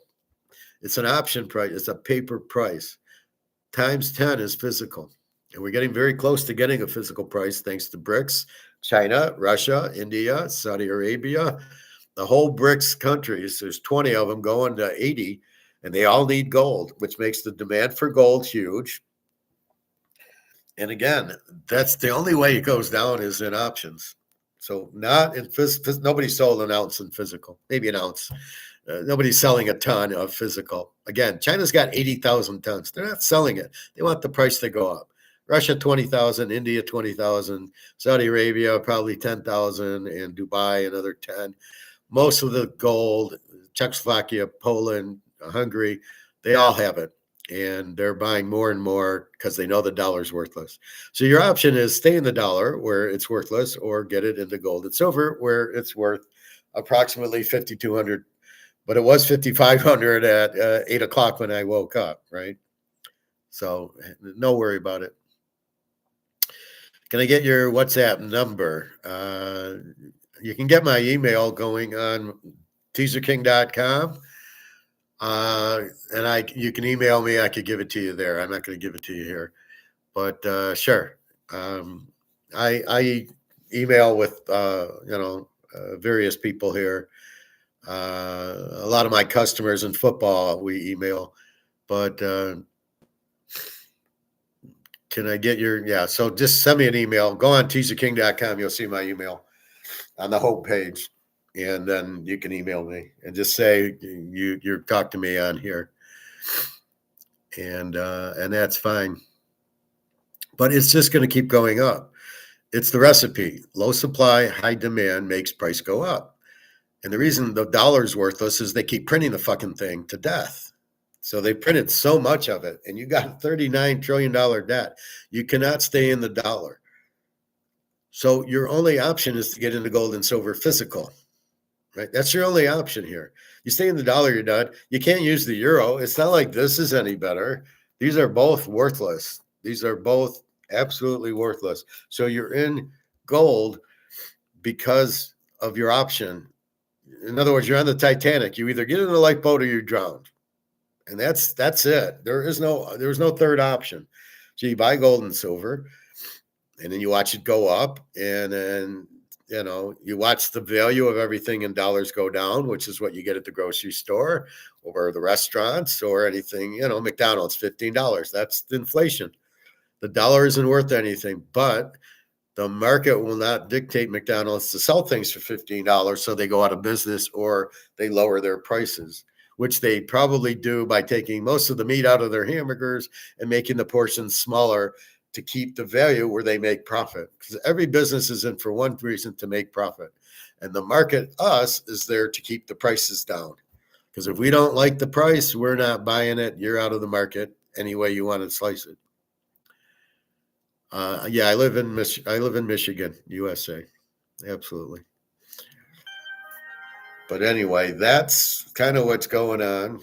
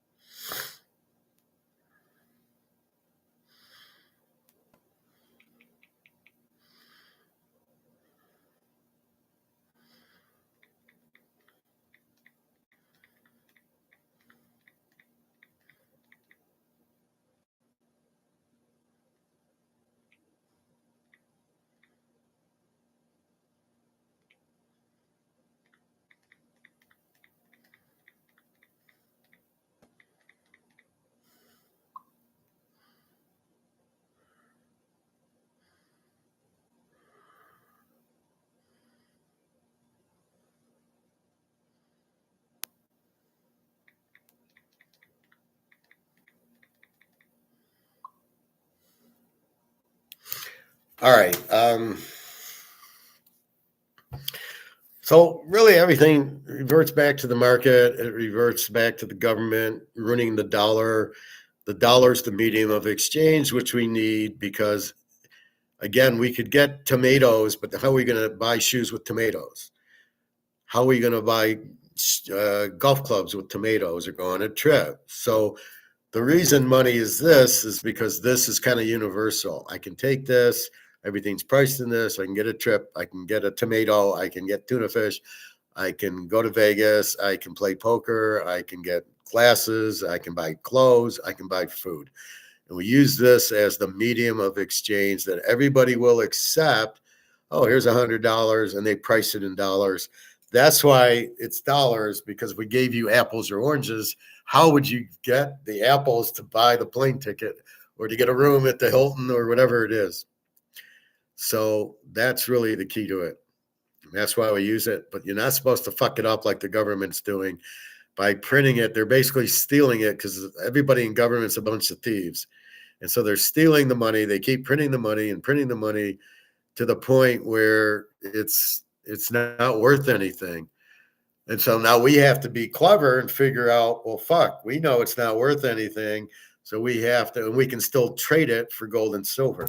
But now the gold and silver is starting to move and nobody's comfortable with it because nobody knows what's going on except for us. And that's what's happening. So, actually, I had bought gold at 5,500 and silver at 121 today. And tomorrow, when the market will open in India, I will be at loss. What should I do? Just keep holding it. Ask yourself, why'd you buy it? Because the rupee is worthless too, and the dollar, and it's going to keep going up because the demand is very strong from BRICS needing gold and silver and industry needing silver. So you're fine with it. You got a little bad timing. You could have bought it cheaper had you waited a few hours. Keep an eye on that 10 o'clock USA time. That's when it normally dips. Actually, I had bought gold ETF at 5,500. And, well, you got to get out of the ETF. You want to hold physical. Not ETFs are not physical. They're paper. They're worthless. So get out of the ETFs. Don't ever buy ETFs. Get out of it. And then, when you can, and then buy physical gold and silver. Actually, I had bought the gold at 5,500 tomorrow. So, you're typing the same thing. Yeah, so you don't want to buy ETFs. You buy physical, not paper. And so let it go up a little, sell it, and then buy physical with it. But they don't have ETFs to give you gold or silver in the ETFs. So you basically got screwed there. But you're all right. Just sell it. It'll go back up, and then buy physical. Only buy physical. And with that, I am out. I got to see what's going on. Anyway, have a good day. www.teaserking.com. I just showed you gold was 53.54 and silver was 114 or 115. They'll both go back up. Silver in the 120s. Gold will be back to 55. It'll be back to 6,000 soon. Just understand, there's no supply. There's huge demand. The price has to go up. It's based on bricks. It's in their best interest. And all the bullion banks are long, which means they all want the price to go up. So instead of trying to make a little bit of money on the options, they're all trying to make money on the price going up. So I don't know what this big drop was today, but you can see it's temporary and now it's shooting back up. You are a nice person. Thank you. I try to be. Good night. Well, have a nice night and enjoy and get physical. Do not. All you want is this, right? You want physical silver, physical gold. Get it 999 pure, as this says. Now this is where is it? See, 4 9 fine silver, 2 ounce, and pure 999. That's what you want to buy. Is Maple Leafs, Eagles. I don't know. India doesn't have their coin. I've never seen an India coin. Cougarans, Philharmonics. Stick to countries that make it. Take a magnet. If the magnet sticks, it's fake. As long as the magnet doesn't stick, you're probably okay if it's one of these type, but be very careful. Make sure the look is right. It'll be fake if it doesn't look gold or silver, right? So if the silver looks a little bit like nickel, the magnet should stick to it. So be careful, but buy it from a reputable place. All right, with that, I am out. Have a nice day. www.teaserking.com. Get my email, football, free picks, Super Bowl, Seattle and New England under 46, which goes under 52 in our world. Total, the team is 4.5. Take Seattle to win. Might score 30-10. Might be a little closer. Depends if Darnold chokes or not. He didn't choke against the Rams, who probably have the same defense as New England, so that was good. I got onions on my feet today to try to get rid of this cold. I just put them on, so we'll see what happens. You have physical 10 kilograms. How much is an ounce to a kilogram? Get as much as you can. Just keep buying it and try to buy some gold, even if it's 1/4 ounce or 1/10 of an ounce. You don't need an ounce, as it's getting very expensive, but a 1/4 ounce or 1/10. But we don't really do kilograms. We do ounces here. So there's a conversion table. 350. What's an ounce? Is that ounces, as you're trying to say? So 350 ounces. Well, that's good. Or 35 ounces. Well, good. Just buy more. Just keep buying. Whatever you have in dollars you want to get rid of, you leave a little for a couple of months of expenses. But if you have a lot of dollars, just trade them in for gold and silver. It's the best thing you can do. All right.